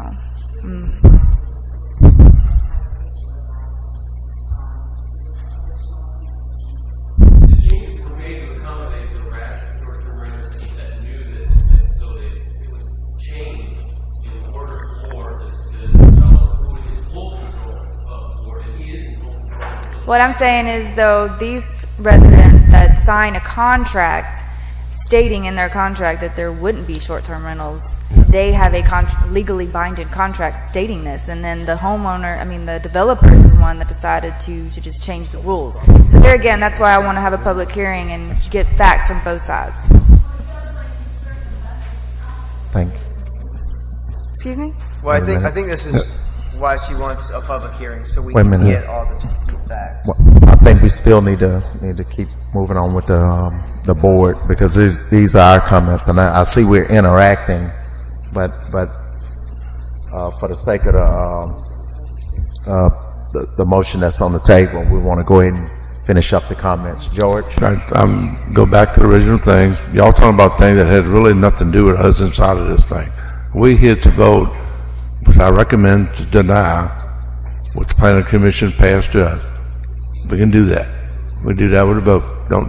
Public hearing has nothing to do with this. So I'm against the public hearing. Now, if you want to put a charge to the Planning Commission to do something different, you do that. But all what we're doing here is we came here to do one thing. And the thing we looked at, the people I represent are against short-term rentals. So I'm a vote against short-term rentals. So I went with the Planning Commission, who we expect them to do the right thing, and they denied it. So all these other little speeches is not getting it to me, and we don't need a public hearing for this. Here, vote on it and deny it. So that's my recommendation. Okay, Dr. Cizare have another comment. Yes, in light of what Ms. Newman said, when you think it's appropriate, I'm prepared to make a motion for a moratorium. I think we should vote on this, and then if you want me to offer a motion, I'm happy to offer a motion at that time. Okay. Any more questions? Okay, and I wanted to make just a brief comment. I think Ms. Krill and I had went over this quite a bit when we first started this short-term rental, and I think it's appropriate time now to get ready to do the overlay district, so we can have the do's and don'ts right away. So if we can go ahead and just start that process, it would be a clear cut, and we wouldn't be have any waiver in the things that we're trying to do. Okay, Paul, I think you wanted to offer some type of amendment to this. Excuse me, if you don't mind, I think maybe we should vote on this, and then if you'll recognize me, I'll make a motion. Okay. Moratorium. So we want to go ahead and vote on this issue at hand. Okay. We got a motion, and it was moved, and it was moved by Mr. Lawrence, second by Mr. Glavin. All in favor to deny? 1, 2, 3, 4, 5, 6. 5. All against? And 2 abstain. So the motion carried to deny. They abstain. So it's 5-2. 5 to deny, 2 to abstain. And okay. And Paul, you wanted Yes, I would offer a motion that we declare a moratorium on short-term rentals in those areas designated as RM20 and RM30, pending a public hearing on short-term rentals in those zones. Do I need to add anything else to that, Jerry? No. Yeah. Just go ahead and explain it to him. Yeah, and Robert's concerned about a deadline. I would like for us to do this as soon as possible. I know we have some publishing requirements. Okay, Lucy, go ahead. For all of that. Can somebody second and get it on the table for discussion? Yeah. Okay. All right. Okay, go ahead, Lucy, because Lucy has some questions. It was moved by Dr. Tisdale, second by That ought to be an agenda. Mr. Deming.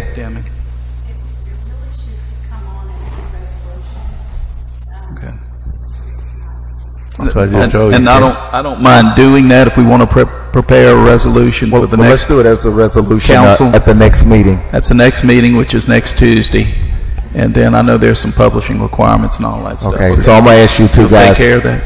I'm gonna ask you two guys to withdraw it. And I'll withdraw my motion. Mr. Deming. I'll withdraw my second. Thank you. All right, thank you. We're gonna move on to move on in the policy agenda. G. Where are we at? G. 4G. No, we're moving on. That's subject's over. Resolution authorizing and directing the issuance of general obligation bonds in the principal amount not to exceed $14 million. Okay, we got resolution G. I'll move it. Moved by Mr. Lawrence. Second by Mr. Glavin. Any questions? I think, Mike Leonard, could you explain what you're doing and why we have to do this right now? Because you're trying not to delay. Just explain. Yeah. We are appearing before the Mississippi Development Bank tomorrow. We are appearing before the Mississippi Development Bank tomorrow to make our presentation. Unless this is passed tonight, we will defer and we'll lose a month. And this funds go after the now or a 14 month million. from now. Correct. This funds go after the 14 million. Other than that, nothing's changed from when we last briefed you. Jane? He's correct. The development bank only meets once a month, and so they're going to want to see our bond resolution passed before they effectively bless what we do. Okay. So if we don't pass it tonight, then we're back next month. That's fine. That's why I just want to make sure we had that straight. With the reason we had to get it on the table tonight. Any other questions? Okay, I'm gonna call for the question. All in favor of G? 5-0. 1, 2, 3, 4, 5. A little bit of good news I really ought to add, and that is that we've just received a word as we were sitting at the table here that based on a call and presentation we made to Standard & Poor's, the rating agency, that they have continued our rating as AA-, which, as you know, is the best in the state. Absolutely. Absolutely. Thank you. That'll help us on rates. Absolutely. All right, we're going to move on to the consent agenda. I need a motion on the consent agenda. So moved. Moved by Dr. Tisdale. Need a second? I'll second. Second by Mr. Barrett. George? Yeah, I want to check on H and I, K, M and O. H, right. I, K, M, and O. Okay, H is what? This Economic is Development Security Fund. You want me to answer H? H. Okay, comment on H. You may remember, and we did this by resolution some time ago. We had been promised, but not received, $350,000 of Tidelands grants to use for Point Cadet development. Because we were in a hurry to get moving on that project, we borrowed half the money, or $175,000, from the Economic Development Security Fund to get started on planning for that work. Subsequently, the legislature decided that we misunderstood the need, what we were going to spend the $350 on, the $350K, and after some discussion with the legislature, we chose to move that $350,000 that they had promised us to the West Biloxi Boardwalk. Therefore, the Economic Development Security Loan had no way of getting paid back. So therefore, we are moving it back, moving from the capital project back to the Economic Development Security Fund. So we just repaying the loan. So whatever the boardwalk, that money. So now the Tidelands, we have officially transferred the Tidelands grant, the $350,000, to the West Biloxi Boardwalk Phase 2. That money has not been received yet, but that's where it's now committed. Well, have we actually received any of this money yet? We have not. I didn't think we had. Yeah. So the process normally is that we get an official letter from the DMR that tells us what we're expecting to get, and then at some time later the money comes in. But we in this case, we borrowed from the Economic Development Security Fund to try and get started, then decided to pay it back. So this is just the process of paying the Economic Development Security Fund back. But we have no money to pay them back, what? Yeah, we have the Economic Development Security Fund. It's funny money. Say again? We borrowed and we put it back. We borrowed it, never spent it, and put it back. So we never used the money? Never used it. The money. So it was all paper? So it went back in the full amount that we had borrowed. Right. The whole point of that Economic Development Security Fund, as you all know, is to be able to borrow it, or for it to make loans to projects that would then pay it back. In this case, there wasn't any mechanism to pay it back, so we had to put it back. All right. Okay. You had Mardi Gras Museum? Yeah, on the Mardi Gras Museum, this $158,000 you said you found that came from the county, right? Several years ago, and I asked you the question then.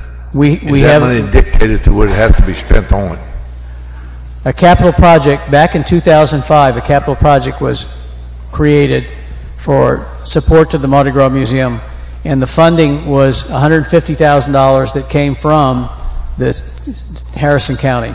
That money sat in that account, was not used. I imagine in 2005 and 2006 there wasn't a lot of Mardi Gras Museum going on, if you remember the time.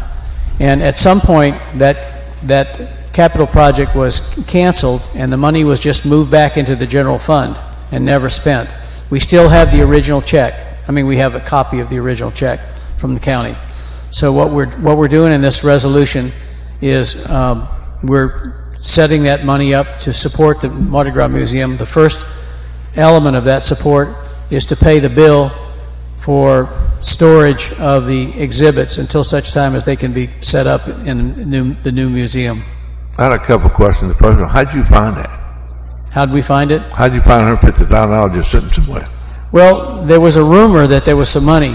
In fact, the Mardi Gras Museum Inc. kept asking us, what happened to the money? That's pretty interesting. I'd like to pick up $150,000. So we got Bill Raymond, and Bill Raymond found the check. You want to add to that, Bill?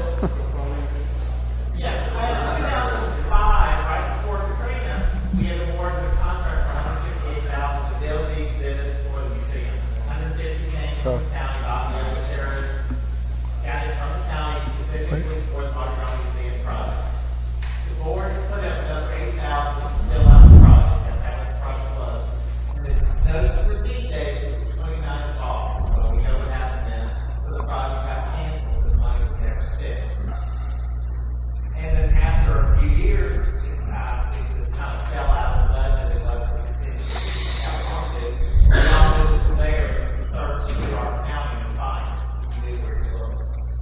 So this money was in community development. No, it was just in the general fund. It was. Well, I mean, it was community in the development capital project controls the until museum. project was canceled.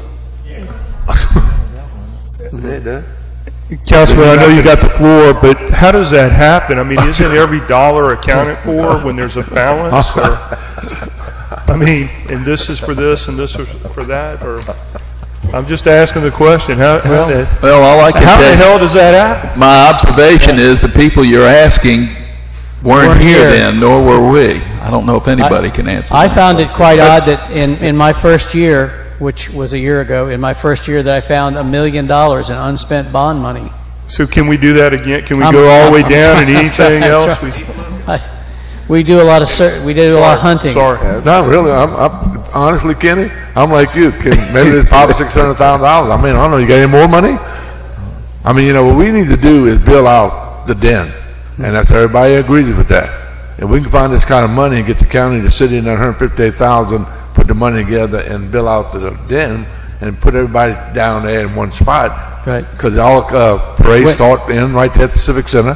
When we spend this money, we're going to have to come to council each time and ask permission. At this point, we're asking permission just to pay for storage of the exhibits. That's what I'm saying. Why are we doing that when you could just, if you get enough money together, just build it out now? Who's going to pay for storage of the exhibits? Huh? There are exhibits. I mean, the city of Biloxi who's going to build the property. thing out? You wasted money doing storage in that, and then you turn around and put it in the machadas, which is not going to stay in there. You're going to build all the exhibit, and they're not going to fit in the next place you build. That's why they. So that's what I'm saying. Why keep doing it? Do this one time. You know, nobody ever want we just do this. So does anybody ask what it actually would cost to build out the den that we own, and that's our property, the city? What do it cost? Nobody comes. We keep spending $150,000 there, $100,000 over here. Why not do it one time? Put it all together and build it out and see what it costs. If it costs too much money, I mean, it's not staying in Machado. We So could all work we up need to a do there is project. just giving it away. We could work up a capital project with estimate to build out the den and bring it to you. So it's going to be a whole lot more money than $158,000. I think somebody needs to look at that and quit wasting $100,000 in, $100,000 down. Put it all together. Let's see what we got. Right now, all the exhibits have been moved and they're in storage at Fayard Storage until such time as we pull them out and put them in whatever is going to be the new museum. Just check that out for us. Okay, we want to move on to K. I think you had K also. The payment for storage, is that going to come out of the $158,000? Yes, sir. Okay. Okay, and I think George had K. The K and O are go related. together. Right. So what are you doing here? K and O are related. Okay. When we did the temporary paving some time back, you remember we did it when things were really pretty bad, and the mayor decided to do about $400,000 of temporary paving. We did an MOU with Oscarenda. It came to council, Resolution 12616. Recently, because Raynor Street is just dragging and not getting done, we decided we'd do some more temporary paving. So we did another MOU. You'll see that MOU in N, item N. But in preparing that MOU, we realized that when K had been done, when 12616 was done, it was missing the exhibits. So all we're doing with item K is restating it with the exhibits. And then we're introducing a new resolution N, which is an MOU that Oscarenda has already signed for doing some more temporary paving. So what was the purpose of both of them? That's what I couldn't understand. What's the purpose of both of them? What streets is what he's asking? Are we doing Raynor? What two streets are we paving? Strawberry Lanes, a couple of different ones. Does anybody? Just Raynor. Raynor. A portion of Raynor, north of Division. North of Division. Just Raynor. What about? I know we've been having some problems with Fayard with a lot of water.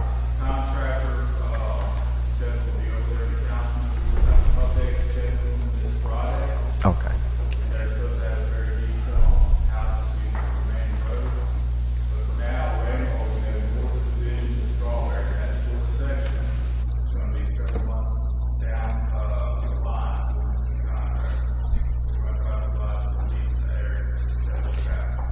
Does that include, and that schedule, will that include south of Division, Raynor Street?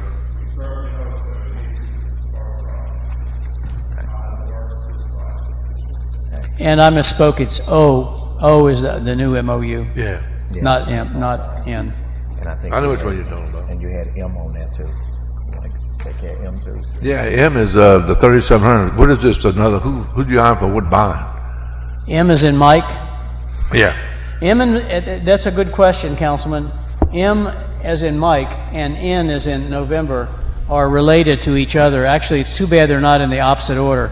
N basically is a resolution accepting the annual certificate of compliance from the compliance officer, that would be me, on our post-issuance compliance. This is something that we're required to do with all of our bonds. A lot of communities have gotten in trouble by not spending the bond money. If you haven't spent your bond money by the specific covenants in the bond, you have to do an arbitrage report, which is simply a calculation of how much interest you've earned on the bond, and it can't be more than the allowable amount of interest, or you have to report that. So give it back. You have to give the interest back. Thank you, Jane. So in O is in November is approving our annual certification. M is doing the calculation and arbitrage report that's required by that certification. Why do you say they backwards? N should be first. Well, I think it would, if I had them in the opposite order, it was easier to explain, that's all. So should we change it? No. I mean, it's now all right. that I've explained it, I think we're there. Okay. That was Good, all for Joe? me. That was it for me on that. Okay, Mr. Newman? Mr. Deming?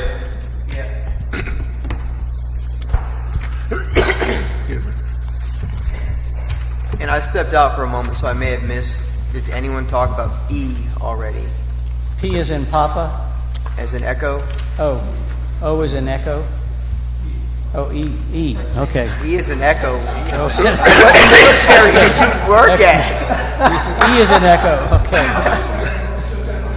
Okay. Dot, dot, dash, dash, dot, dash, dot, dot, dot. Yeah, okay, got it. Yeah. Okay. E. Man, that should be a no-brainer right there. Oh, yeah. E should be a no-brainer. We're spending $50,000. I want to know what We do this every year. We give them two $25,000 installments, and they've been a very valuable partner with us, helping us with hardship cases. They help us with things that we would normally have to go out and hire contractors to do. Last year in Ward 1, there was a tree that fell on a house, and we called on Back Bay Mission. They were able to go down there and remove that tree. So Okay. this is something we do every year. This is just to supplement their operating. Yes, it is. Okay. That's all I wanted to say. And they have matching funds also. Okay. I've got. Anything else? Lastly, just L. I know it's the Biloxi Chamber and Craft Beer 2019 at the stadium. I'm assuming is Cliff the one that organized this, or who? No, the chamber organized it, and they're just doing a repeat of the one they did last year. They pay us a minimal fee of $500 to be sure that everything's cleaned up afterwards, and it'll be an event just similar to what they did last year. Actually, it was quite successful last year, apparently. Right. All right. Well, thank you. Dr. Tisdale?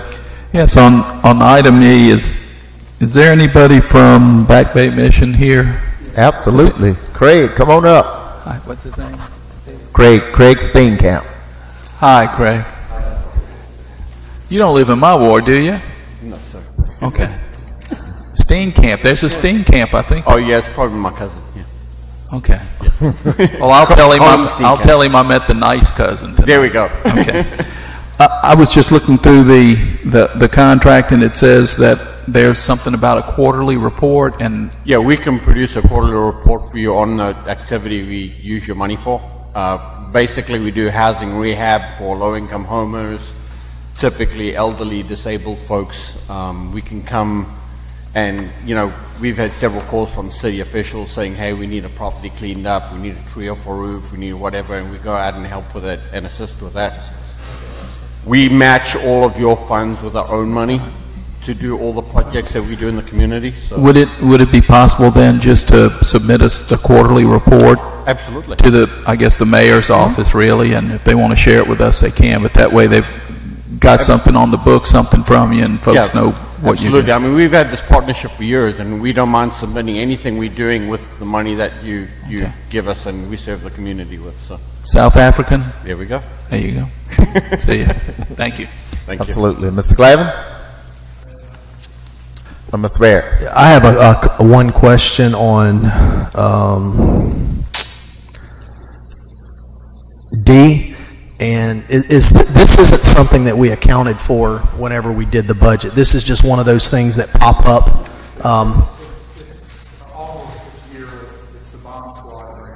Okay, but we can't budget for it because we don't know for sure or not. Okay, that was my only question. And then in reference to E, every year Back Bay Mission has like an open house / reception, and I encourage everybody to go to that. They sort of give you a walkthrough of the facility and everything and tell what they do.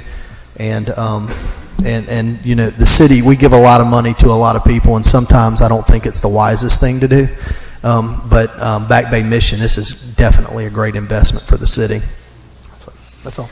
Okay, and I want to echo exactly what you said, Mr. Barrett. Back Bay Mission, they are wealth for our community. I have an aging community. We need wheelchair ramps. They are on it. Trees fall, they're on it. Rehabbing, they're on it. And we couldn't, I mean, for the little $50,000 that we give and how they match it, I mean, we couldn't possibly have a better operation in our community or even in the city. And all the stuff that they do is just, I mean, it's almost miraculous what they do in our community. So I have like Nathan said, visit the facilities and you know what they do in the community. And they do a great job at what they do. So I encourage everybody to support them. All right, with that being said, I'm going to call for the question on the consent agenda. All in favor? We'll take the exceptions afterwards. George, any opposes? Ms. Newman? Mr. Deming? Which one? None? Whoa! All right, Dr. Tisdale? None? Mr. Glavin? None. Mr. Barrett? All right, consent agenda passed unanimously this time. Code enforcement, Mr. Creel. They loaded it up. The mayor picked a good time to be out of town.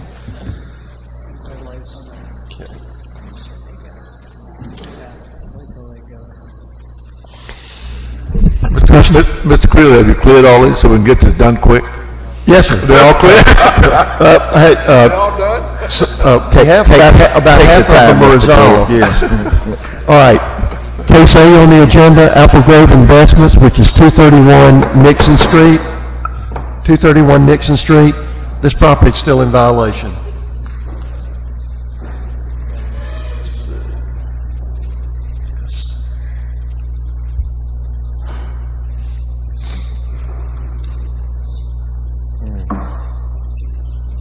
That's all the pictures. Okay. Anyone here to speak on Apple Grove Investment? Apple Grove Investment. We'll consider that matter closed. Item B on the agenda, Lavinia Fortenberry, 351 Bayview Avenue. This property is still in violation.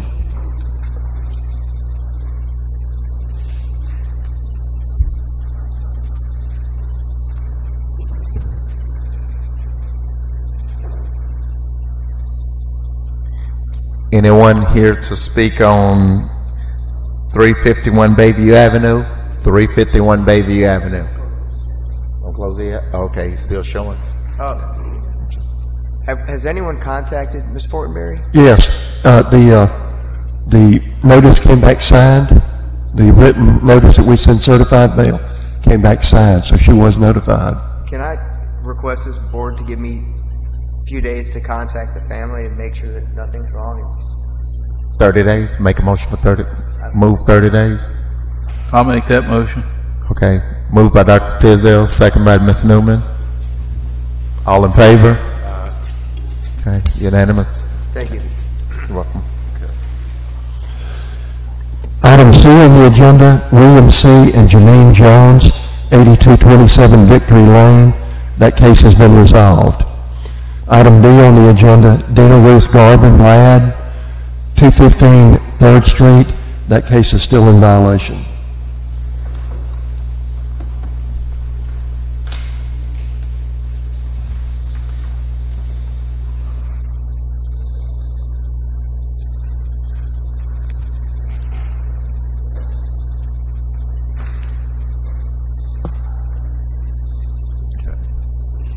Have you been contacted by her or anything? Yes, sir. That was signed too. Okay. The But I like certified that mail. 30 days on that. You want 30 days? 30 days. Okay. George moved 30 days. I'll second I'll it. get in touch with them. Any questions? All in favor? Unanimous, 7-0.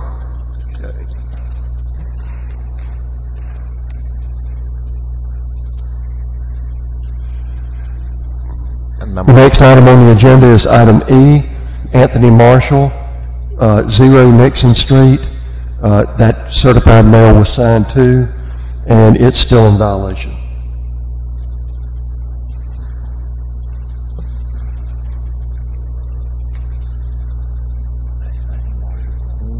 Yeah, you see him. He's still alive. I'll get him.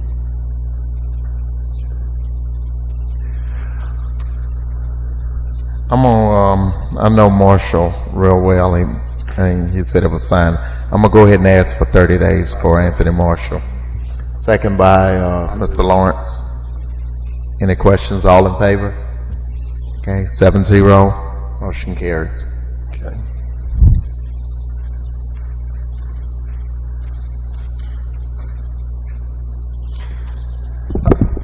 Item F, Anthony D. Matina, 143 Rossetti Street. That case has been resolved. Item G, Linda R. Rothrath, 249 Coon Street. This property is still in violation.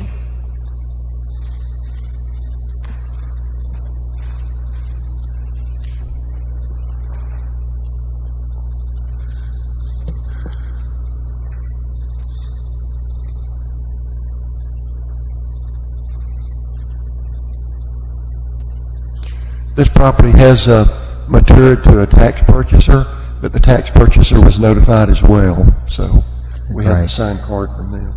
Anyone here to speak on 249 Coon Street?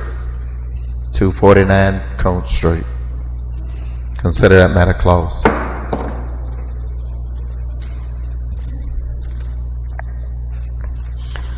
Item H, Jesse A. and Penny S. Seymour, 7206 West Larkin Place. That case has been resolved. Item I, Howard and Rosemary Stewart, 382 Lee Street. This property is still in violation.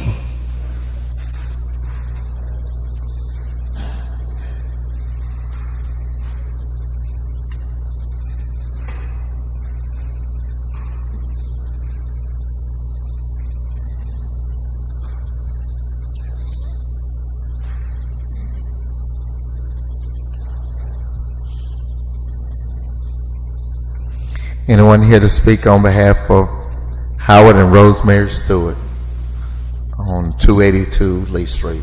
Anyone here on 282 Lee Street? 382. Consider that matter closed.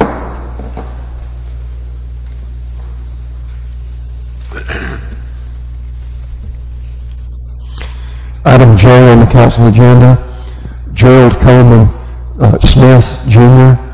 This is Pops Ferry Road, Lot 3, and this property is still in violation. Council had given them a 60-day extension previously.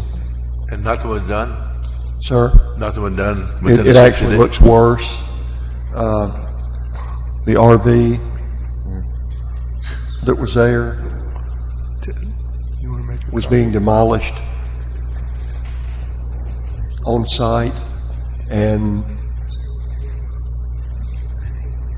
it's our understanding they're not even living there anymore. We'll make the comment, he was witnessed trying to dispose of the property, tearing it down with a hammer. Yeah. You know, himself. So he certainly put some effort into it to try to. Looks like it wore him out. I'm just saying, you know, give him an A for effort. He actually had a hammer trying to dismantle. Anyone here to speak on behalf of 1891 Pops Ferry Road?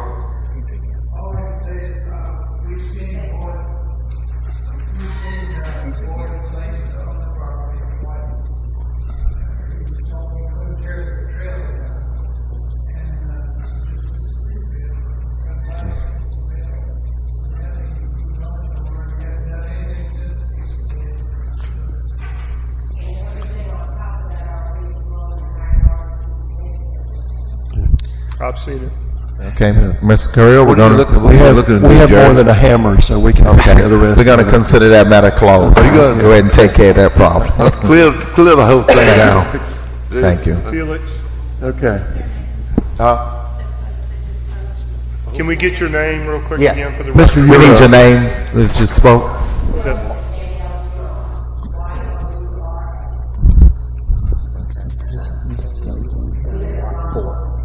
Okay, thank you.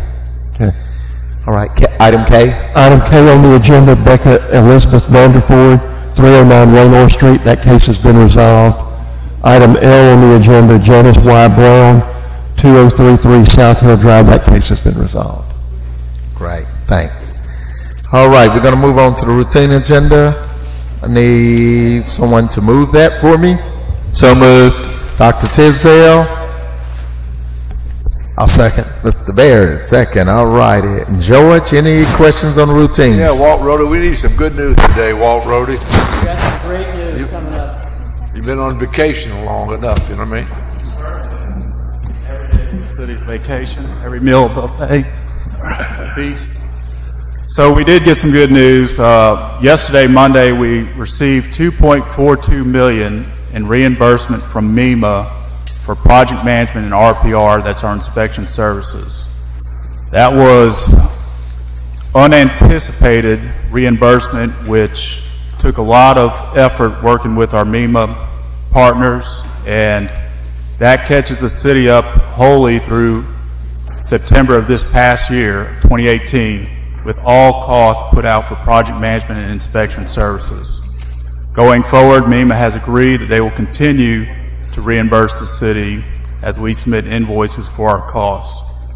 So as far as project management and inspection services, we're made whole. It's $2.42 million the city did not anticipate having. Now you have it. That's a big win for the city. It is Big huge time. because it's a big shift in the winds of how MEMA has operated for over 15 years. Right. That's strong. Yeah, and I'd like to comment on this. Totally unanticipated on my part, simply because you don't see this usually, and I attend a lot of these meetings, as you know, Walt. Let me tell you, he does a good job working with the MEMA folks, and a lot of hard work by he and his staff, a lot of long hours, just pushing and dealing with the bureaucracy and relationships and everything. I just want to thank you for your hard work, because I don't know if anybody else here would have bet money on this, that would have gotten this 2.4 million, and there may be more coming. So, good job. You didn't bet it all on Bama last night, did you? No. Okay. All right. Thank you, though. But anyway, thank you very much, Walt, and your staff. Walt said he'd like to have a 15% commission on these things. There is some more news, though, to add. In addition to that, we will have another $2.28 million before the end of this month for reimbursements and advancements. So we're keeping the money flowing in. City is well positioned coming into 2019 for what y'all need to do to continue. Good news. Thank you, man. All right, thank you. Any other questions on the council? I said you had me at 2.28 million. 2.2. All right, let's go ahead. It's been moved in second. All in favor? All right, 7-0. Routine agenda carried. I need a motion. I'll make that motion to recess in memory of Sister Mary Jo Mike. Absolutely, I'll second that. We'll all second that. Any questions? All in favor? 7-0. 7-0. Carry.